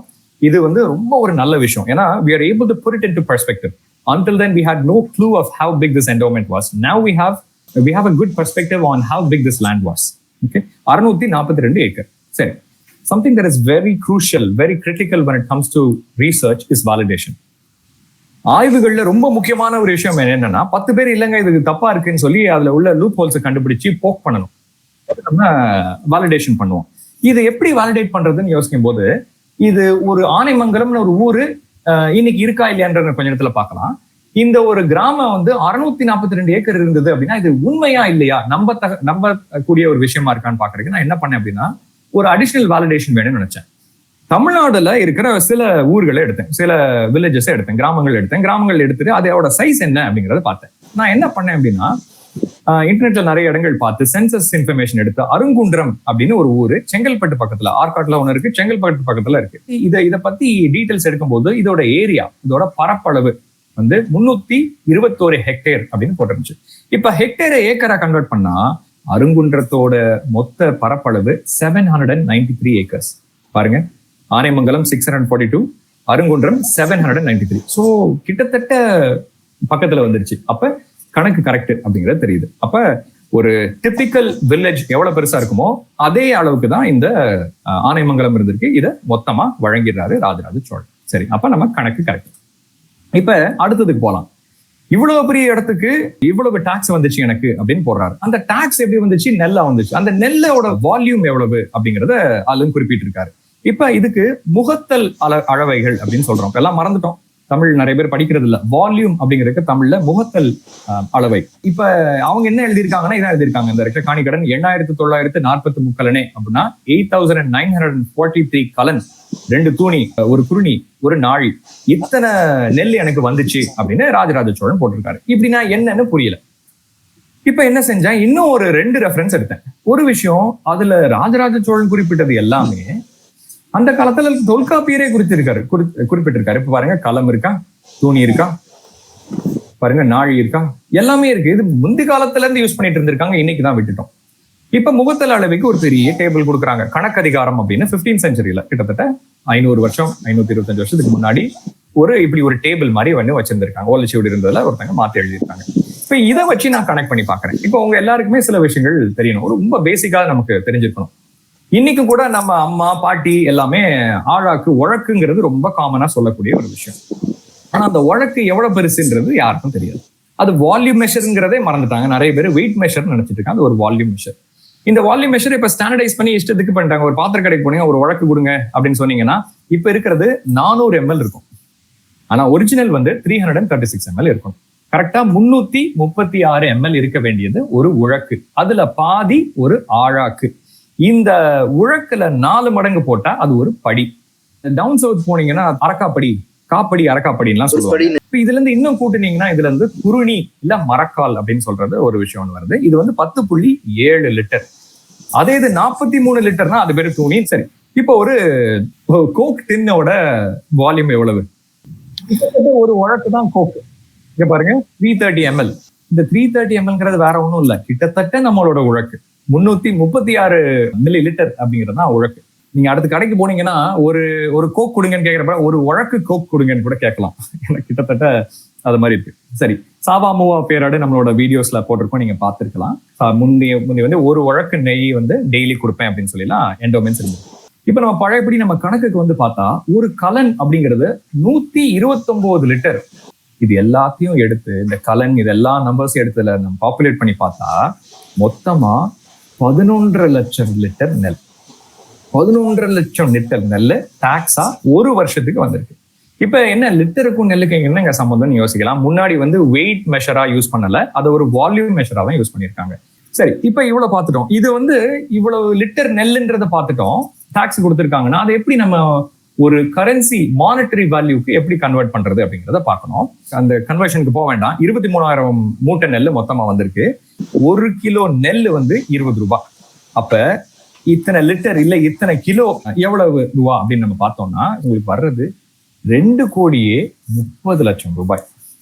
அப்ப நம்ம இவ்வளவு நேரம் பார்த்தது நான் உங்களுக்கு ரிசல்ட்ஸ் மட்டும் தான் காமிச்சேன், எக்ஸல் கால்குலேஷன் எதுவா காட்டல. இப்ப நம்ம ஒரு சம்மரியா சொன்னோம்னா இவ்வளவு பெருசா நிறைய விஷயங்கள் கொடுத்திருக்காங்க. இன்னைக்கு நிலவரம் படி நம்ம சொன்னோம் அப்படின்னா ஆனைமங்கலம்ங்கிற ஊரு 642 ஏக்கர் இருந்துச்சு. அதுல எனக்கு 2,30,00,000 ரூபாய் எனக்கு டாக்ஸ் வருஷம் வருஷம் வந்துச்சு. அதை வந்து இனிமேல் இருந்து சூடாமணி பன்மவேகானது கொடுக்குறேன் அப்படின்னு சொல்றேன். இப்ப நம்ம ஜட்ஜ் பண்ணலாம். You can definitely judge Rajaraja Chola from this one endowment. இது பெருசா அப்படிங்கிறது நீங்க இனிமேல் ஜட்ஜ் பண்ணிக்கலாம், நான் உங்ககிட்ட விட்டுறேன். இது வரைக்கும் நம்ம பார்த்துட்டோம். இந்த பிளேட்ஸ்ல என்ன எழுதியிருக்கு அப்படின்றத நம்ம பார்த்துட்டோம். பள்ளிச்சந்தை இறையிலியாக வரியிலிட்டு கொடுக்க என்று நான் சொல்லும் போது என்ன செஞ்சாங்க, ஓலை எழுதுற ஒருத்தர் பக்கத்துல என் பக்கத்துல ஒருத்தர் நின்று இருந்தார். நான் சொல்ல அவர் எழுதினாரு, அவரோட பேரை குறிச்சிருக்காரு. இதெல்லாம் தேவையான்னு நீங்க யோசிக்கலாம். இவ்வளவு டீட்டெயிலா பண்ணிருக்காங்க பாருங்க. நித்த வினோத வளநாட்டு அந்த நாட்டுல இருந்த ஆவூர் கூட்டத்துல இருந்த விளத்தூர் அப்படிங்கிற ஊர்ல இருந்த கிழவன் லேண்ட் ஓனர் நில உரிமையாளர் அமுதன் தீர்த்தக்கரன் அப்படிங்கிறோட எழுப்பினாலும் அவர் வந்து ஓலையில எழுதினாரு. நான் சொல்ல அத ஓலை நாயகன்ங்கிறது அதை வந்து சரியானு பார்த்து அப்ரூவ் பண்ற ஆபீசர்ஸ். ஓலை நாயகன் நிறைய பேர் இருந்தாங்க. உயர்கொண்டார் வளநாட்டு வெண்ணாட்டு கேரளாந்த சத்துர்வேதி மங்கலத்து கிருஷ்ணன் ராமன் வந்து இது எல்லாரையும் பார்த்தாரு. இவங்க எல்லாரும் பார்த்து என்ன பண்ணாங்க அப்படின்னா அவங்களோட ஒப்பினாலும், நான் எல்லாம் ஹைலைட் பண்ணியிருக்காங்க பாருங்க. ஒப்பினாலும்னா அவங்களாம் ஒத்துக்கிட்டாங்க, ஓகேன்னு சொன்னாங்க, அவங்க சைன் போட்டாங்க அப்படிங்கிறத சொல்றோம். அப்படின்னு சொல்லி நந்திட்டின் படியே அப்படின்னா என்னோட ஓலைப்படியே வரியிலிட்டு கொள்க அப்படின்னு நான் சொல்ல கருமம் ஆராயும், அதாவது இதெல்லாம் அவங்க எல்லாம் பர்ஃபெக்டா நடக்குதானா அதுக்கு மேல ஒரு ஆபீசர் அந்த கருமம்னா என்ன, அந்த ஒர்க் வந்து ஒழுங்கா நடக்குதான்னு ஆராய்ஞ்சு சரி பார்த்து ஓகே சொல்ற ஒரு ஆபீசர் ஒருத்தர் இருக்காரு. ஒருத்தர்ல நிறைய பேர் இருக்காங்க. இங்கேயும் வருது பாருங்க, சத்திரிஷி கம்பெனி வளநாட்டுல இன்னொரு கருமமார். இவங்க எல்லாரும் சரின்னு சொல்ல அடுத்ததுக்கு போறோம். அது பண்ணதுக்கு அப்புறம் புறவு வரினா டாக்ஸ் ஆபீசர், வரி புத்தகம்னாலும் டாக்ஸ் ஆபீசர். அதாவது வரி புத்தகம்னு ஒரு புக் இருந்திருக்கு, அந்த புக்ல எழுதக்கூடிய ஒரு ஆபீசர். இவங்க எல்லாரும் கூட இருக்க அந்த ஊர்க்காரங்க, அதாவது ஆனைமங்கலத்துல இருந்த ஏரியா, அந்த ஏரியால இருந்தவங்க, அதை சுத்தி இருந்த எல்லாருமே யார் யாருக்கெல்லாம் அந்த ஆர்டர் கொடுத்தாரோ அவங்க எல்லாரும் வந்து என்ன பண்ணாங்க, பிடி சூழ்ந்து பிடாகை நடந்தாங்க. இது என்னன்னு கொஞ்ச நேரத்துல பார்க்கலாம். பண்ணும்போது ஒரு கண்காணி இருந்தார். அது கூட அவர் வந்து இது எல்லாத்தையும் செக் பண்றதுக்கு ஒரு செக்யூரிட்டி மாதிரி ஒருத்தர் இருந்தாரு. இவங்க எல்லாரும் நீங்க எல்லாரும் சேர்ந்து தாங்களும் இவர்களோடு நின்று எல்லை தெரித்து பிடி சூழ்ந்து பிடாகை நடந்து கல்லும் கள்ளியும் நாட்டி அறவோலை செய்யுங்கன்னா எல்லாத்தையும் ப்ராப்பரா மெஷர் பண்ணி எனக்கு இன்னொரு ஓலை அனுப்புங்க, ஓலையில நான் எல்லாம் மெஷர் பண்ணிட்டேன் அப்படின்னு போட்டு நான் சைன் பண்ணி எனக்கு அனுப்புங்க அப்படின்னு சொல்றாரு. பண்ணி முடிச்சோடனே அதையும் டபுள் செக் பண்ணி கடைசியில பாருங்க ஒப்பினாலும் அப்படின்னு வருது. எத்தனை பேர் அப்ரூவல் பண்ணாங்க அப்படிங்கிறது போகுது. ஒப்பினாலும் சொல்லிட்டு உடனே அவரோட மெய்கீர்த்தியை சொல்றாரு. இது நான் தான் அப்படின்னு காட்டுறதுக்காக திருமகள் போல பெருநிலை செல்வியும் தனக்கே உரிமை போன்ற பையன் வரிசையா எழுதியிருக்காரு. எதுல ஆனைமங்கலம் செப்பேடிலே எழுதியிருக்காரு. ராஜராஜ தேவருக்கு யாண்டு 21வது போட்டு இது வரும்போது அவங்க என்ன பண்ணணும் அப்படின்னு சொல்லி நீளமா நான் கொஞ்சம் மட்டும் கொடுத்திருக்கேன், எத்தனையோ பேஜுக்கு போகுது. அந்த ஊரோட எல்லைய அவ்வளவு துல்லியமா குறிச்சிருக்காங்க. இப்ப இந்த விஷயத்த கண்டிப்பா பார்க்கணும். நாட்டோமுக்கு திருமுகம் வர, நாட்டோம்னா எங்களுக்கு, அதாவது நாட்டோம்னா நாட்டார், அந்த அட்மினிஸ்ட்ரேட்டிவ் ஆபீசர்ஸ்க்கு திருமுகம்னா மன்னரோட சாசனம் வருது. ஒரு குதிரையிலயோ இல்ல யானையிலயோ கொண்டு வர்றாங்க, அதை பயங்கரமா பாதுகாத்து எடுத்து கொண்டு வர்றாங்க. அந்த ஓலை சூடி வந்துகிட்டு இருக்கு. வரும்போது நாட்டோமும் திருமுகம் கண்டு அதை பார்த்த உடனே எதிரெழுந்து சென்று பக்கத்துல போய் பார்த்து தொழுது கும்பிட்டு தலைக்கு மேல வச்சு எவ்வளவு மரியாதை செலுத்திருக்காங்க பாருங்க. எக்ஸாக்டா பண்ணதை எழுதியிருக்காங்க. நாட்டோமுக்கு திருமுகம் வர, நாட்டோமும் திருமுகம் கண்டு எதிரெழுந்து சென்று தொழுது வாங்கி தலைமேல் வைத்து, ஓலை சுடி, மன்னரோட ஓலை சுடி தலையில வச்சாங்க. மன்னரோட ஆர்டர் என்ன பண்றாங்க, தலைமேல் வைத்து பிடி சூழ்ந்து பிடாகை நடந்து எல்லை தெரித்து கல்லும் கள்ளியும் நாட்டி. அதாவது பிடி சூழ்ந்துனா, பிடினா ஒரு யானை, ஒரு பெண் யானையை வச்சு, பிடாகைனா ஒரு வில்லேஜ், ஒரு சின்ன ஊர் அப்படின்னு அர்த்தம். அந்த பிடாகையை நடக்க விட்டு எல்லையை எல்லாத்தையும் மெஷர் பண்ணி அந்த பவுண்டரிஸ்ல கல்லும் கள்ளியும் நட்டுனேன். சபையினருக்கு வருது, மன்னரோட சாசனம் வருது, எல்லாம் ஏஐல கிரியேட் பண்ணுது. அவங்க கும்பிட்டவனே அதுக்கப்புறம் அவங்க சொன்ன மாதிரியே மன்னர் சொன்னபடியே சுத்தி கல்லும் கள்ளியும் நாட்டி யானையை சுத்தி விட்டு அந்த ஊரை அளக்குறாங்க. இவ்வளவு விஷயம் நடந்திருக்கு. இதோட முடியல, இது யாரெல்லாம் பண்ணாங்க அப்படிங்கிறது ஒரு பெரிய லிஸ்ட். இது 20வது பிளேட்ல வருது, நான் காட்டுறேன். 28 ஆபீசர்ஸ் மொத்தமா ஒவ்வொரு ஊர்ல, அந்த பட்டினக்கூற்றத்துல இருந்த ஆபீசர்ஸ் 28 பேரு எல்லாரும் சைன் போட்டிருக்காங்க. நீங்க யோசிக்கலாம், என்னங்க சைன் போட்டாங்க, ஏதாவது ஜோக்கா சொல்லாதீங்க நீங்க யோசிக்கலாம். எழுத்து எழுத்து எழுத்து எழுத்துன்னு எல்லா இடத்துலயும் போட்டிருக்கு. இப்ப நீங்க ஒரு கல்வெட்டுல போய் இது என்னோட எழுத்து அப்படின்னு போட்டிருக்கோம் அப்படின்னா என்ன அர்த்தம்னா, அதுல சைன் போடல, எந்த சைனும் இருக்காது, கல்வெட்டுலயும் சைன் இருக்காது, ஆனா ஓலைச்சுவடியில சைன் இருக்கும். இப்ப நீங்க எப்படி சார் சொல்றீங்க, என்ன ஆதாரம் நீங்க கேட்கலாம். நான் நிறைய இடத்துல பார்த்திருக்கேன். நான் எனக்கு அவ்வளவு நேரம் இல்லை இப்ப சொல்றதுக்கு. நான் டென்மார்க் போன வீடியோஸ் நீங்க பாத்தீங்கன்னா 10 பொக்கிஷங்கள்னு போட்டிருந்தேன். அந்த வீடியோல போய் பாத்தீங்கன்னா ஒரு ஓலைச்சுவடி காமிச்சிருப்பேன். அந்த ஓலைச்சுவடியில எல்லாரும் சைன் போட்டிருப்பாங்க கீழே. இது நடந்தது 300 வருஷத்துக்கு முன்னாடி சைன் போட்டிருக்காங்க, பேர் எழுதியிருக்காங்க. அதுல வேற யாரோ ஒருத்தங்க எல்லாம் எழுதியிருக்காங்க, கீழே சைன் போட்டிருக்காங்க. ஒரு சைடுல 4 பேர் சைன் போட்டிருக்காங்க. அதே மாதிரி ஆனைமங்கலம் செப்பேடுக்கு முன்னாடி இருந்த ஆனைமங்கலம் சாசனத்துல அந்த மன்னர் கொடுத்த ஓலைச்சுவடியில எல்லா எழுத்தும் இருக்கு பாருங்க. இவை என் எழுத்தென்றும், இவை என் எழுத்தென்றும், ஒவ்வொரு ஆள் பேரா நான் நடக்க விட்டேன், யானை நடக்க விட்டேன், இதை நான் பாத்துக்கிட்டேன் அப்படின்னு சொல்லி அத்தனை பேர் எழுதியிருக்காங்க. அதுக்கப்புறம் முடிச்சதுக்கு அப்புறம் எல்லாம் அற ஓலை செஞ்சு அந்த ஓலையை திருப்பி மன்னருக்கு தஞ்சாவூருக்கு அனுப்புறாங்க. அதுக்கப்புறம் இந்த புறவு வரி புத்தகம்ங்கிற 2 டாக்ஸ் ஆபீசர்ஸ் என்ன பண்றாங்க, வரி புத்தக கணக்குல எழுதிக்கிறாங்க. ஓகே, இனிமேல் இருந்து இந்த இடத்துக்கு வர்ற வரி எல்லாத்தையுமே மன்னருக்கு அனுப்ப மாட்டோம், தஞ்சாவூருக்கு வராம டைரக்டா நாகப்பட்டினத்துக்கு இங்க இருக்கிற சூளாமணி வர்மனோட விகாரத்துக்கு போகணும் அப்படின்னு சொல்லி எழுதுறாங்க. இப்ப நான் காமிக்கிறது கடைசி பிளேட்ல இது எழுதிருக்கு. இதுல பாருங்க, இதுலயுமே சோழ பல்லவரையன் எழுத்து. கடைசியில பாருங்க, ஒரு 4 பேரு ஒக்கும் ஒக்கும் ஒக்கும் அப்படின்னு நினைத்தோம்னா, நான் இதை அப்ரூவ் பண்றேன். யாரு சொல்றத? மன்னர் சொன்னத மன்னரே சரின்னு சொல்ல முடியாது. அத அத்தனை பேரு, எத்தனையோ பேர் பார்த்து ஓகே ஓகே ஓகேன்னு சொல்லி எல்லாருக்கும் ஓகேன்னு சொன்னதுக்கு அப்புறம் தான் இந்த சார்ட்டரே வெளியே அனுப்ப முடியுது. எவ்வளவு ஒரு பெரிய விஷயம் பாருங்க.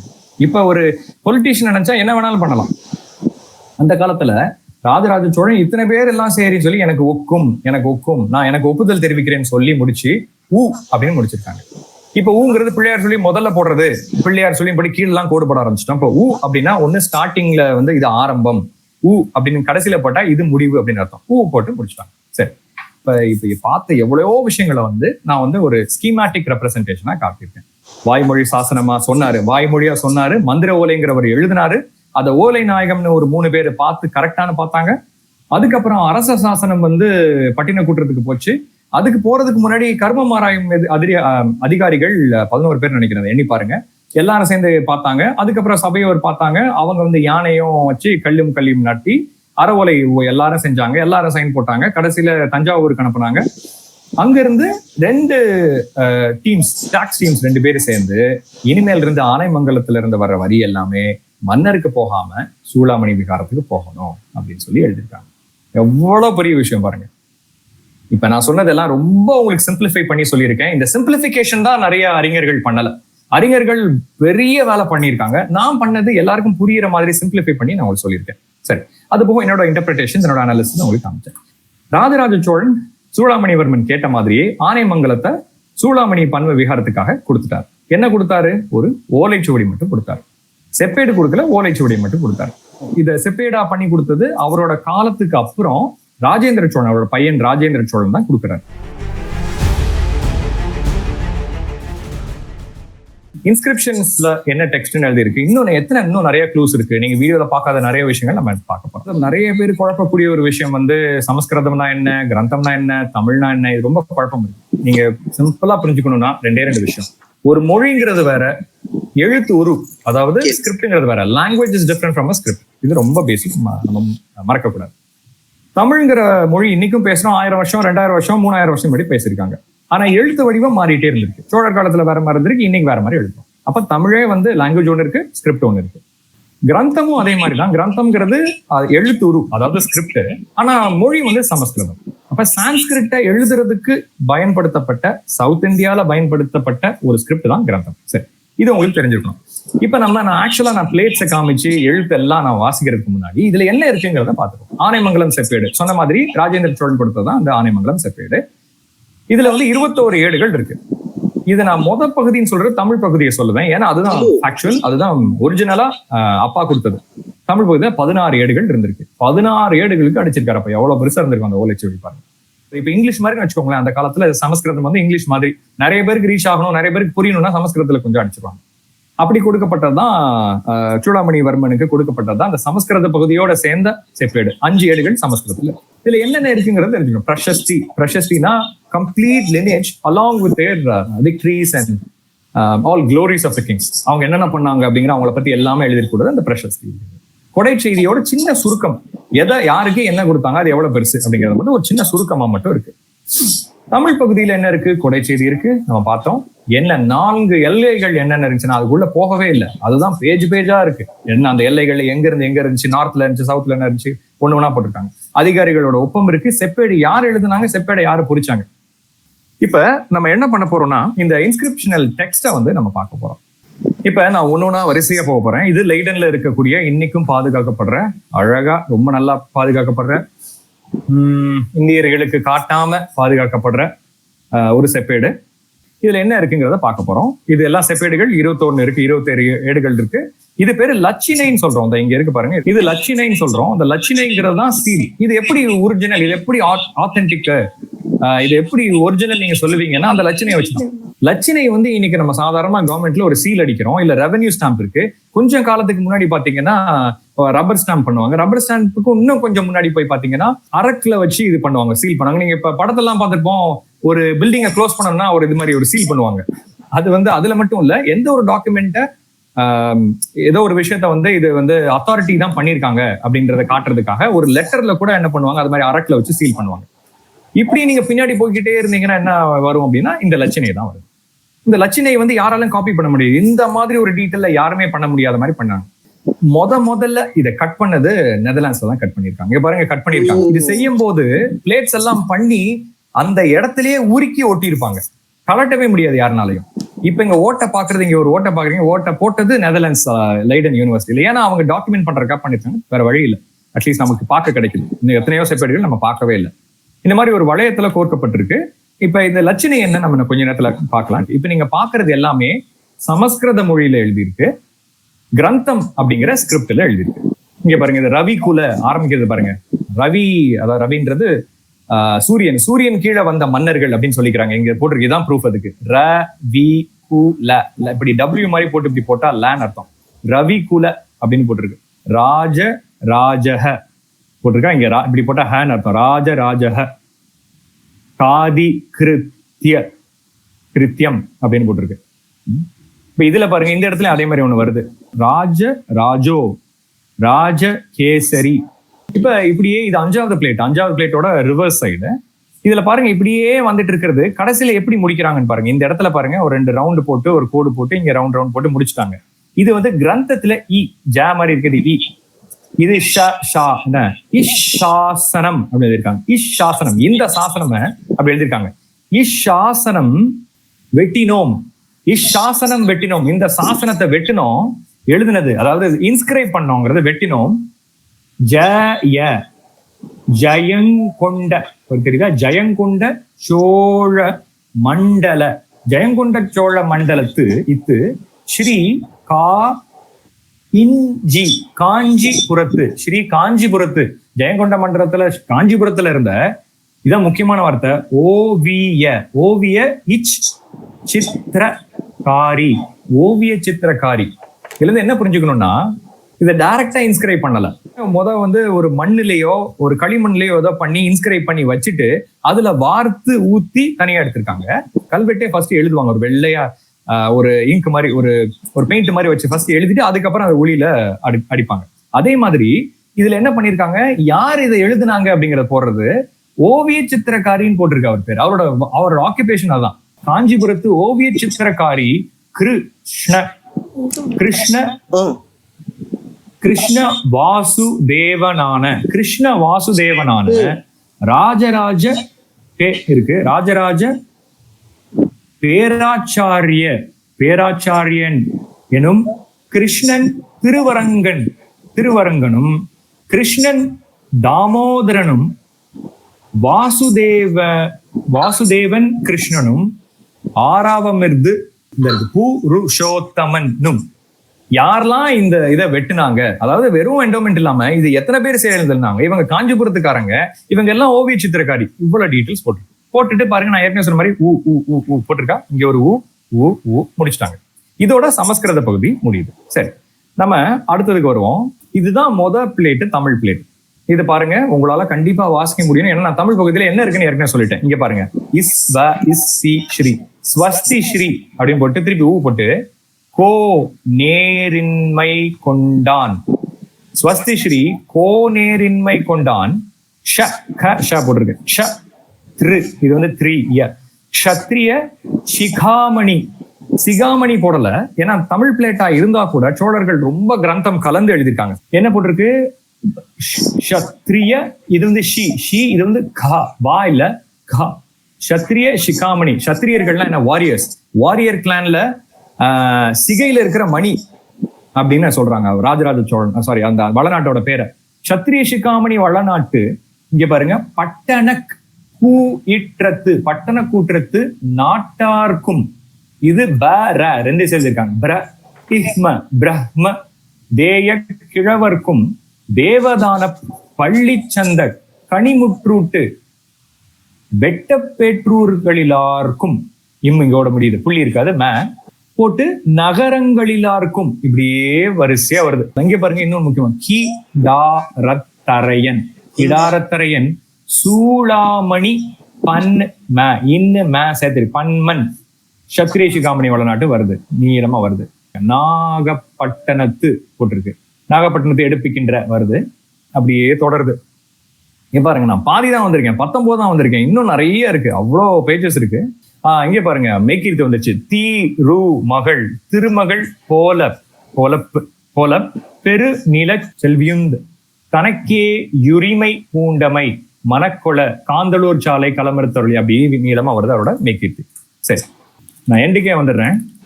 எண்டுல நான் உங்களுக்கு ஏற்கனவே டெக்ஸ்ட் காமிச்சிருந்தேன், உங்களுக்கு ஞாபகம் இருக்கும். எனக்கு ஒக்கும் போட்டு எல்லாரும் சைன் போட்டிருந்தாங்க. அதை நம்ம எண்டுக்கே போயிடலாம். இதுதான் ஆக்சுவலா கடைசி ஸ்லேட். கடைசி பிளேட்ல பாருங்க, இங்க போட்டிருக்கா ஓ இக் கு இம் போட்டு 2 கோடு போட்டு ஊ போட்டு 2 கோடு போட்டு முடிச்சுட்டாங்க. இந்த ஒக்கும் எல்லா இடத்துலயும் ஒக்கும் இந்த அரையன் ஒரு பேர் வருதுங்க. அரையன் ஸ்ரீகண்டன், அரையன் ஸ்ரீகண்டன் மீனவன் மூவேந்த வேளானுக்கும் ஒக்கும் எனக்கு நான் அப்ரூவல் கொடுக்குறேன் அப்படின்னு சொல்லி போட்டு பிளேட்டை முடிச்சிட்டாங்க.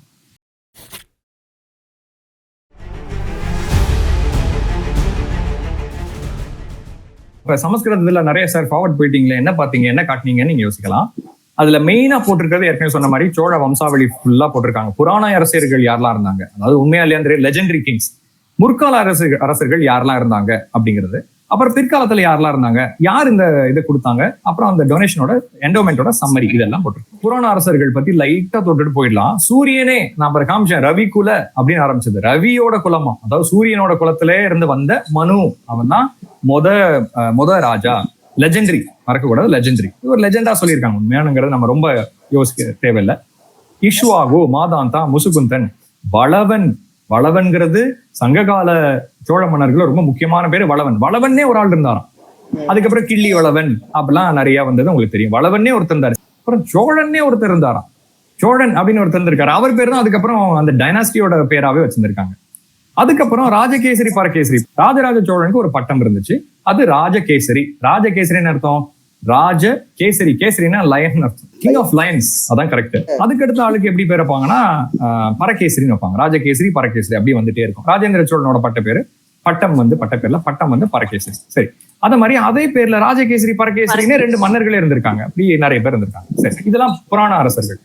இதுல இன்னொரு முக்கியமான ஒரு விஷயம், ரொம்ப இன்ட்ரெஸ்டிங்கான ஒரு விஷயம் என்னன்னா, முற்கால அரசர்கள் 2 பேர் தான் இருக்கு. கரிகாலன் ஒரு பேர் இல்லாம இருக்கு, எல்லா செப்பேடுலயுமே இருக்கும். கரிகாலன் இருக்காரு, கோச்செங்கனான் அப்படிங்கிற ஒருத்தர் இருக்காரு. கோச்செங்கனான் பத்தி உங்களுக்கு தெரிஞ்சிருக்கும். காவிரியோட பேங்க்ஸ்ல வந்து ஃபுல்லா கோயில்களா கட்டினவர். கரிகாலன் பத்தி ரொம்ப இன்ட்ரெஸ்டிங்கான ஒரு விஷயம் என்னன்னா, அவர் வந்து டேம் கட்டினாரு, அணை கட்டினாருன்னு பேசுறோம். ஆக்சுவலா என்ன போட்டிருக்கிறது எக்ஸாக்ட் உங்களுக்கு வேர்ட்ஸ் வந்து ஒரு முக்கியமான புக்ல இருந்து எடுத்து எழுதியிருக்கேன். தமிழ்ல அதை வாசிப்போம். அந்த வம்சத்தில் எதிரிகளுக்கு கூற்றுவன்னா யமனான கரிகாலன் என்னும் அரசன் தோன்றாரு. அவன் காவேரி நதிக்கு கரை எடுப்பித்தான் போட்டிருக்கு. 2 சைடும் வந்து அந்த பேங்க்ஸை கட்டுனான்னு போட்டிருக்காரு. கரையை வந்து ஊருக்குள்ள வந்து தண்ணி அடிச்சுட்டு வந்துடக்கூடாதுங்கிறதுக்காக கரை எடுத்தான்னா 2 சைடும் எடுத்தான்னு தான் அர்த்தம். அதுக்கு இந்த அணை போட்டு நிப்பாட்டாங்கிறது தெரியல, எங்க இருந்து அது வந்துச்சுன்னு தெரியல. வரலாறு நம்ம பார்க்கணும். எல்லா செப்பேடுகளும் இதான் போட்டிருக்கு. நீங்க எந்த செப்பேடு எடுத்து வேணாலும் பாருங்க, இப்படிதான் காவேரிக்கு கரை எடுத்தான் தான் போட்டிருக்கு. நடுவுல டேம் கட்டம் தான் போடல. மக்களுக்கு வந்து இடையூறு இல்லாத மாதிரி சைட்ல எடுத்தான் அப்படின்னு போட்டிருக்கு. சரி, இப்ப பிற்கால அரசர்களுக்கு வரும். இதெல்லாம் உங்களுக்கு யாருன்னு தெரியும். விஜயாலய சோழன் ஒருத்தர் மன்னர், இவங்கெல்லாம் யார் இருந்தாங்கன்னு ப்ராப்பரான லினியேஜே இதை வச்சுதான் நமக்கு, இந்த ஒரு செப்பேட் வச்சுதான் நமக்கு தெரியும். இப்ப நம்ம முக்கியமான அந்த லட்சணை மோஸ்ட் இம்பார்ட்டன்ட். அழகு அவ்வளவு அழகு. நீங்க நேர்ல பாத்தீங்கன்னா ஐயோ எடுத்து கண்ணுல ஒத்திக்கணும்னு தோணும். அந்த மாதிரி ஒரு அழகா இருந்துச்சு. ஏதோ சாதாரணமா பண்ணிட்டு போயிடலாம், பண்ணல. அவ்வளவு அழகோட பண்ணியிருக்காரு. Official document. இது எப்படி நான் சாதாரணமா விடலாம்னு ரொம்ப அழகா பண்ணியிருக்காரு. முக்கியமானது வந்து என்னன்னா, நிறைய பேர் பார்க்காத விஷயத்த மட்டும், தெரிஞ்சுக்காத விஷயத்த மட்டும் பார்த்துடலாம். சுத்தி வந்து ராஜேந்திர சோழனை பத்தி எழுதியிருக்கு. இது அவரோட செப்பேடு. இது ராஜேந்திர சோழனோட செப்பேடுன்னு எப்படி சொல்றேன்னா, செப்பேடு ராஜேந்திர சோழனோட தான், ஆனா ஒரிஜினல் சாசனம் அப்பாவோட. அப்படிதான் நம்ம புரிஞ்சுக்கணும். ஏன்னா இதுலயே அதான் போட்டிருக்கு. என்ன போட்டிருக்குன்னா, ராஜ, நல்லா உங்களுக்கு தெளிவா தெரியும், ராஜ இத்ரா அப்படின்னு போட்டிருக்கு. ராஜத் ராஜ இன்ய, ராஜத் ராஜன்ய மே, இப்படி 8 மாதிரி போட்டா மேன் அர்த்தம். மகுட ஸ்ரேணி ரத்னேஷு சாசனம் இப்படி போட்டிருக்கு. இந்த நான் டெக்ஸ்டா வந்து உங்களுக்கு கிரந்தத்துல எழுதியிருக்கேன், இன்னைக்குள்ள டெக்ஸ்டா. ராஜத் ராஜன்ய மகுட ஸ்ரேணி ரத்னேஷு சாசனம் ஏதத் ராஜேந்திர சோழசிய பரகேசரி வர்மனக. அப்படின்னா என்ன சொல்றாங்கன்னா, மன்னர்களோட மகுட வரிசை, அதாவது மன்னர்கள் என்னெல்லாம் வந்து அழகழகா மகுடங்கள் வச்சிருக்காங்களோ, அந்த மகுடங்கள்ல இருக்கிற ரத்னம், அதாவது மகுடமே பயங்கரம், அதுல இருக்கிற ரத்னம், கோகினூர் டைமண்ட் எப்படி வைக்கிறாங்க, அந்த ரத்னம் ரொம்ப முக்கியம். அந்த ரத்னம் போல திகழக்கூடிய சாசனமானது ராஜேந்திர சோழன், பரகேசரி வர்மனான ராஜேந்திர சோழனுடையது அப்படின்னு அவ்வளவு அழகா போட்டிருக்காங்க. அரசர்களின் திருமுடி வரிசையில் ரத்னமாக திகழும் இந்த சாசனம் பரகேசரி வர்மனான ராஜேந்திர சோழனோடது. இப்ப ரெவென்யூ ஸ்டாம்ப் எடுத்து பாருங்க. இப்ப வந்து இந்தியாவோட நம்ம 4 line capital, Ashoka pillar line capital போட்டுருவாங்க. நீங்க இன்னும் பழசு போனீங்கன்னா, பிரிட்டிஷ் எம்பையர்ல இருக்கும்போது George 6th, George 5th, Edward 7th, Victoria இப்படிலாம் இருக்கும். என்கிட்ட என்னோட கலெக்ஷன்ல சில இருக்கு. இந்த மாதிரி வெறும் பேப்பர்ல இருந்தது அந்த காலத்துல எவ்வளவு அழகா இருந்திருக்குன்னு பாருங்க. இன்னொரு விஷயம், இதுதான் அந்த லட்சணை. லட்சணை சாதாரணமா இல்ல, ஒரு தாமரை பீடத்துல இருக்கு. இது என்னன்னு சொல்றது? ஒரு டொனேஷன் கொடுக்கறதுல இவ்வளவு மெனக்கடல் வேணுமா? இது பாருங்க, இது தாமரை பீடம். இது தாமரை பேஸ்ல இருக்கு. தாமரையோட பேஸ்ல அது மேல அப்படியே அழகா பூக்கு பதில் இது இருக்கு. பூலையும் பாருங்க, அது இதழ்கள் இருக்கு பாருங்க. மேல இதழ்கள் இருக்கு, கீழே இதழ்கள் இருக்கு. எவ்வளவு அழகு பாருங்க. இது போக நம்ம இதுக்குள்ள போக மாட்டோம் இன்னைக்கு. குலோத்துங்க சோழன், முதலாம் குலோத்துங்க சோழனோட பிளேட்ஸும் அங்க இருக்கு. 3 ஏடுகள் கொண்ட ஒரு செப்பேடு, முழுக்க தமிழ்ல, எந்த சமஸ்கிருத பகுதி இல்லாம இருக்கு. ஆனா அவரோட லட்சணையில மட்டும் சபா சூடாய ரத்னாய அப்படின்னு வரும். அது மாதிரி இன்னொரு அவரோட டெக்ஸ்ட் போட்டாரு. ஆனா அந்த அளவுக்கு அழகு இல்லை பாருங்க, அழகு கொஞ்சம் குறைஞ்சிட்டே போகுது. இது பாருங்க. இன்னொரு விஷயம், இது சப்ளிமெண்டரி. அது மெயினுக்கு இது ஒரு சப்ளிமெண்டரின்னு வச்சுக்கோங்க. அதனால வந்து அந்த அளவுக்கு மெனக்கடல் இதுல தெரியல. ஆனா செப்பேடு ரொம்ப அழகா அடிச்சிருக்காங்க, நல்லா வாசிக்கக்கூடிய அளவுல. சரி, இப்ப நம்ம என்ன பண்ண போறோம்னா, இது எப்படி நடந்துச்சு அப்படிங்கறத உங்களுக்கு நான் சொல்லணும். என்ன பண்ணேன் அப்படின்றத உங்களுக்கு காட்டிடுறேன். இது வந்து கிட்டத்தட்ட 250 இருந்து 400 போட்டோஸ் வரைக்கும் மொத்தமா எடுத்தோம். 360 டிகிரில ஃபுல்லா சுத்தி எல்லா இடத்துலயும் எடுத்திருக்கு. போன்லயும் எடுத்தேன், அப்புறம் என்னோட கேமராலையும் எடுத்திருக்கேன். என்னோட DSLR, என்னோட மிரர்லெஸ் கேமராலையும் எடுத்து. இப்ப நான் என்ன பண்றேங்கிறத பாருங்க இந்த வீடியோல.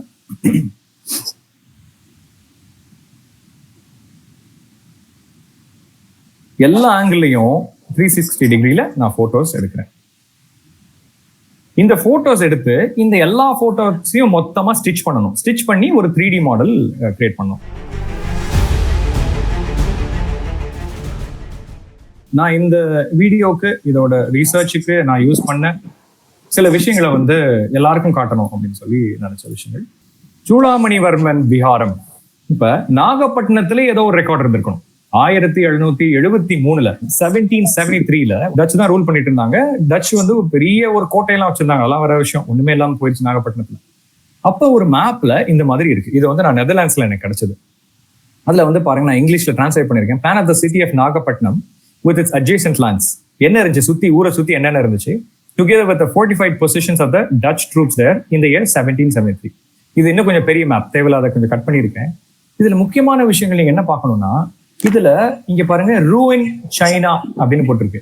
அது மாதிரி சில இன்னும் இருக்கு. எல்லாத்தையும் நம்ம எடுத்து பார்த்தோம்னா, இங்க ஒரு டவர், ஒரு 3 டவர், 1 2 3 நீளமா வெள்ளை கலர்ல ஒரு டவர் இருக்கு. என்ன டவர்னு தெரியல, ஏதோ ஒரு பெரிய கோபுரம் இருக்கு. இங்க இதே மாதிரி இன்னொரு டவர் இருக்கு. இந்த டவரும் நம்ம ஸ்டார்டிங்ல பார்த்தோம், அதுவும் இதுவும் ஒரே மாதிரி இருக்கு. அதுக்கு மேல டச்சோட பிளாக் வேற வச்சிருந்திருக்காங்க. ஏன் அப்படின்னா கடலுக்கு ரொம்பவே பக்கத்துல இருந்திருக்கு. சொல்ல போனா கடல்ல இருந்து வரும்போது ஷிப்ல இது முதல் தெரியுமா, தெரிஞ்சா நாகப்பட்டினம் வந்துருச்சுங்கிற அளவுக்கு அது பெரிய ஒரு பில்டிங்கா இருந்திருக்கு. இன்னும் வித்தியாசமானது ஒண்ணு என்ன இருக்குன்னா, இதுவும் அதே மாதிரி டச்சு வரைஞ்ச ஒரு பெயிண்டிங். கொஞ்சம் லேட்டா பீரியட்ல 1785ல இந்த மாதிரி ஒரு கோயில் மாதிரி, இது கோயில் சொல்றதா என்னன்னு சொல்ற, வெளியில ஒரு நந்தி மாதிரி எலி மாதிரி தெரியுது ஒண்ணு வரைஞ்சிருக்காங்க. பக்கத்துல இவ்வளவு நீளமா ஒண்ணு இருக்கிற மாதிரியும், இங்க ஒரு ஐயனார் மாதிரி ஒரு ஒரு ஒரு பெரிய சிலை இருந்த மாதிரியும் போட்டிருக்காங்க. இன்னொரு விஷயம் காட்டுறேன். இது நான் பிரிட்டிஷ் லைப்ரரி போனப்ப, இதெல்லாம் எந்த வீடியோ ஒன்று இது வரைக்கும் வெளிவரல. நிறைய விஷயங்கள் இருக்கு, நம்ம பொக்கிஷங்கள் எங்கெங்கயோ இருக்கு, பத்திரமா இருக்கு சில விஷயங்கள். இது நாகப்பட்டினம் ஜெயின் பகோடா ஆஃப் நாகப்பட்டினம் அப்படிங்கிற பேர்ல பிரிட்டிஷ் லைப்ரரியில இருக்கக்கூடியது. அதை நான் ஒரு சின்ன வீடியோவா போட்டிருக்கேன். இது ஒரு வாட்டர் கலர் பெயிண்டிங், இன்னும் பாதுகாப்பா வச்சிருக்காங்க. அதே கோபுரம், இந்த புதுவெளி கோபுரம், பிளாக் பகோடா, சைனீஸ் பகோடான்னு சொல்லப்படுற ஒரு இது எல்லாமே அங்க இருக்கு.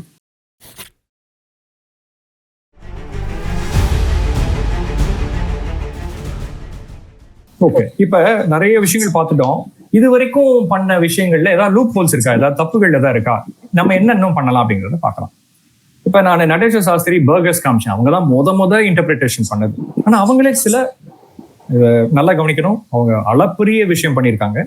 ஆனா அதுல சில தவறுகள் இருந்திருக்கு. அந்த தவறுகள் நம்ம இன்னும் சரி செஞ்சுட்டே வர்றோம். டெக்னாலஜி பெருசா வருது, இந்த மாதிரி எழுத முடியுது, நான் நேர்ல போய் பார்க்க முடிஞ்சது, போட்டோகிராமெட்ரி பண்ண முடியுது, அதுக்கு மேல டிஜிட்டல் டிராயிங் பண்ண முடியுது. இவர் என்ன எழுதியிருக்காரு பாருங்க, அவரோட ஓன் இது இதி ராஜேந்திர சோழசிய பரகேசரி வர்மனக அப்படின்னு அவருக்கு நினைச்சிருந்தாரு.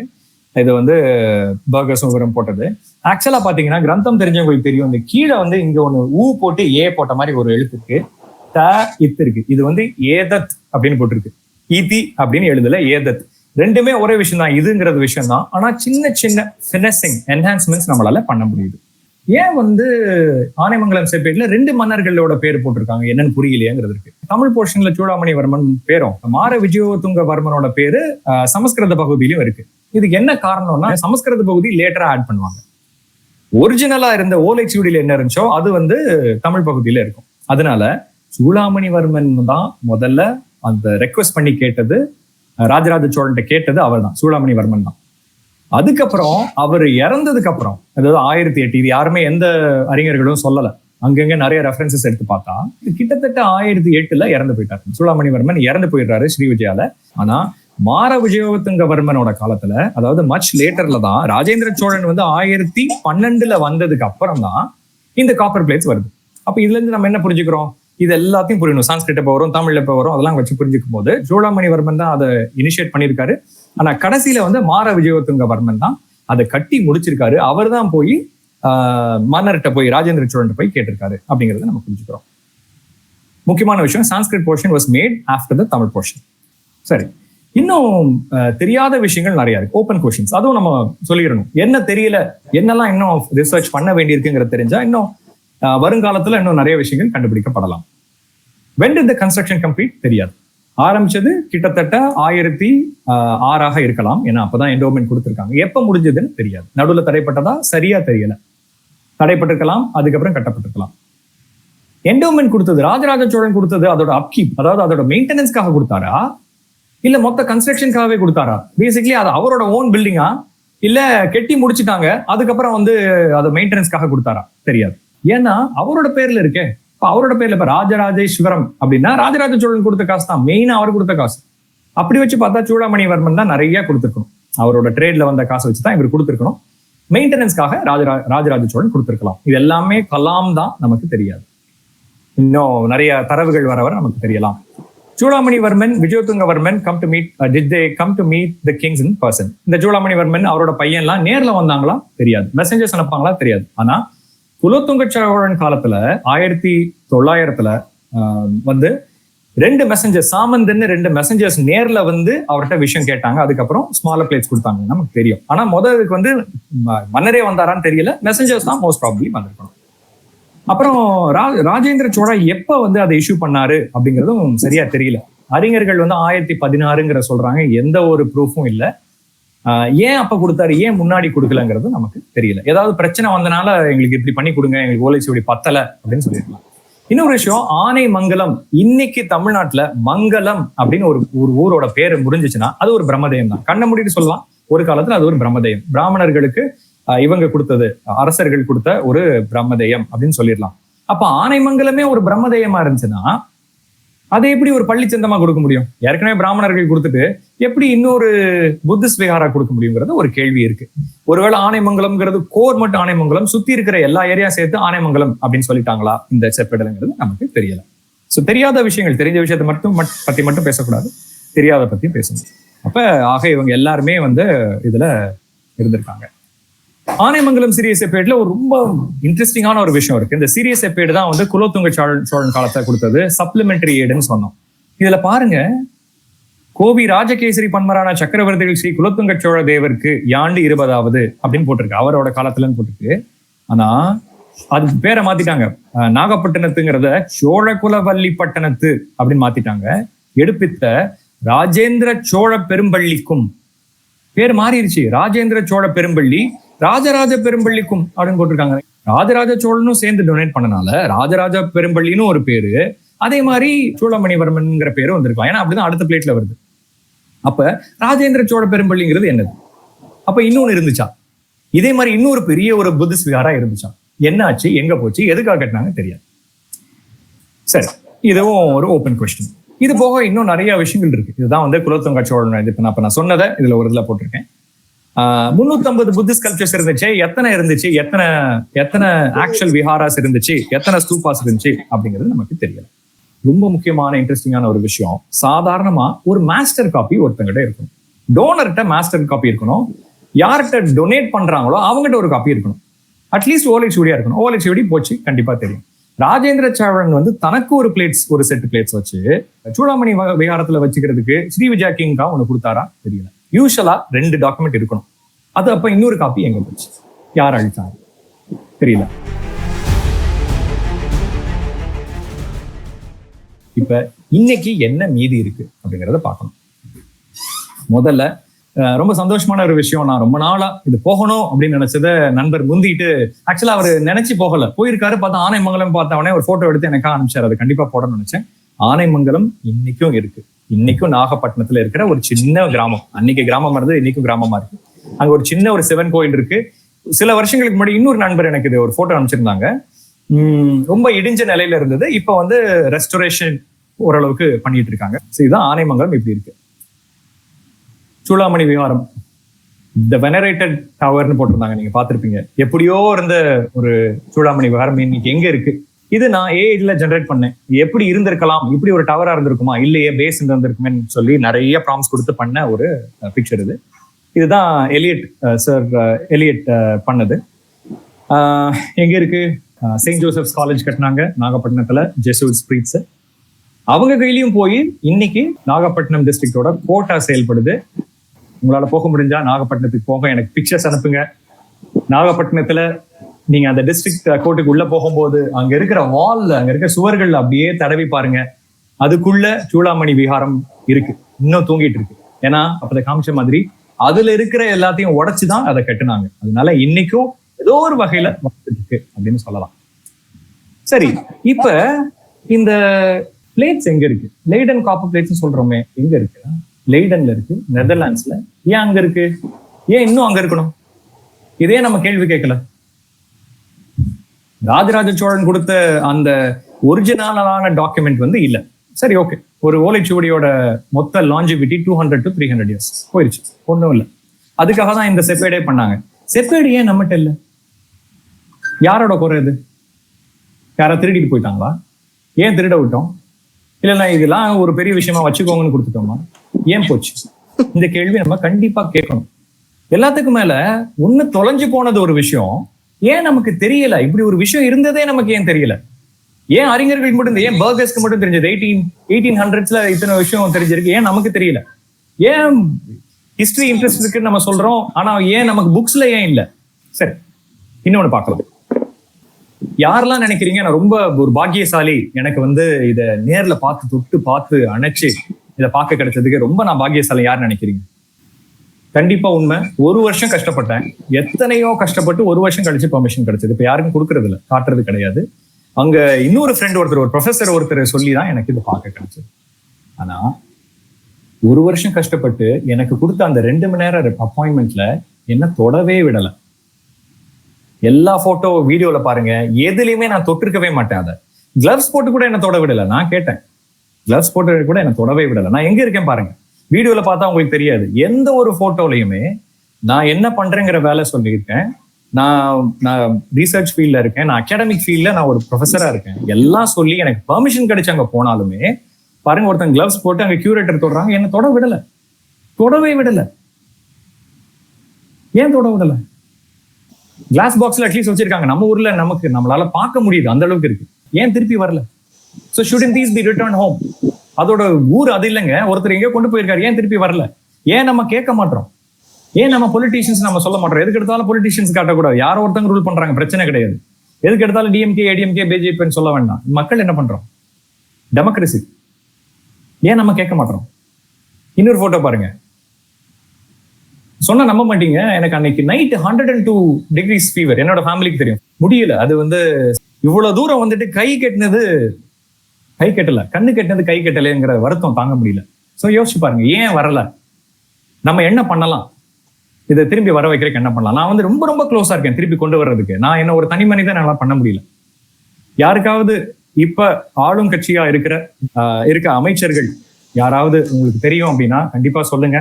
என்ன ஒரு கனெக்ஷன்ல கொடுத்தீங்கன்னா, எந்த டீம் ரெடியா இருக்காங்க, கொடுக்கறதுக்கு ரெடியா இருக்காங்கன்னு ஒரு டீம் இருக்கு, நான் அவங்க கூட என்னால கனெக்ட் பண்ண முடியும். எல்லாரும் சொல்லணும், அப்பதான் நடக்கும் நம்ம ஊர்ல. சரி, இது ஒரு சின்ன ஒரு தாட்டா இதை நான் உங்களுக்கு வச்சுக்கிறேன். நம் பயணம் தொடரும்.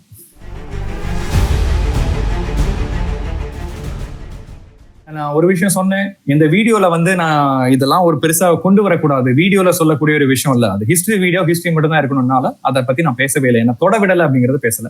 நிறைய பேர் நான் தொடலை அப்படின்றதே உங்களுக்கு தெரியாது. எனக்கு செலவு அந்த ட்ரிப்புக்கு இது நான் யூடியூப்ல பெருசாலாம் ஒன்றும் பண்றது கிடையாது. எனக்கு இது ஒரு பேஷன் தான். நான் சொன்னேன், இது எனக்கு சைட்ல தான் நான் பண்றேன். யூடியூப்ல எல்லாமே $10,000 செலவு, கெனடியன் டாலர்ஸ். இவ்வளவு ரூபா செலவு பண்ணி போயிருக்கேன், என்ன தொடவே விடவே இல்லை. இப்ப அதோட வெளிப்பாடாதான் 3D மாடலை வச்சு இதே மாதிரி நாங்க ஒண்ணு கிரியேட் பண்றோம். நீங்க என்னங்க எங்களுக்கு கொடுக்கறது இல்ல? நாங்க இதே மாதிரி கிரியேட் பண்ணிக்கிறோம், எங்க வீடு ஃபுல்லா நாங்க வச்சுக்கிறோம், சோழ நாடு ஃபுல்லா வச்சுக்கிறோம், தமிழ்நாடு ஃபுல்லா நாங்க வச்சுக்கிறோம்னு சொல்லி நாங்க ரெடி பண்ணோம். அது எல்லாருக்கும் போகணும்னு சொல்லி நாங்க ஒரு விஷயம் பண்ணியிருக்கோம். இப்ப என்னன்னு காட்டிடுறேன்.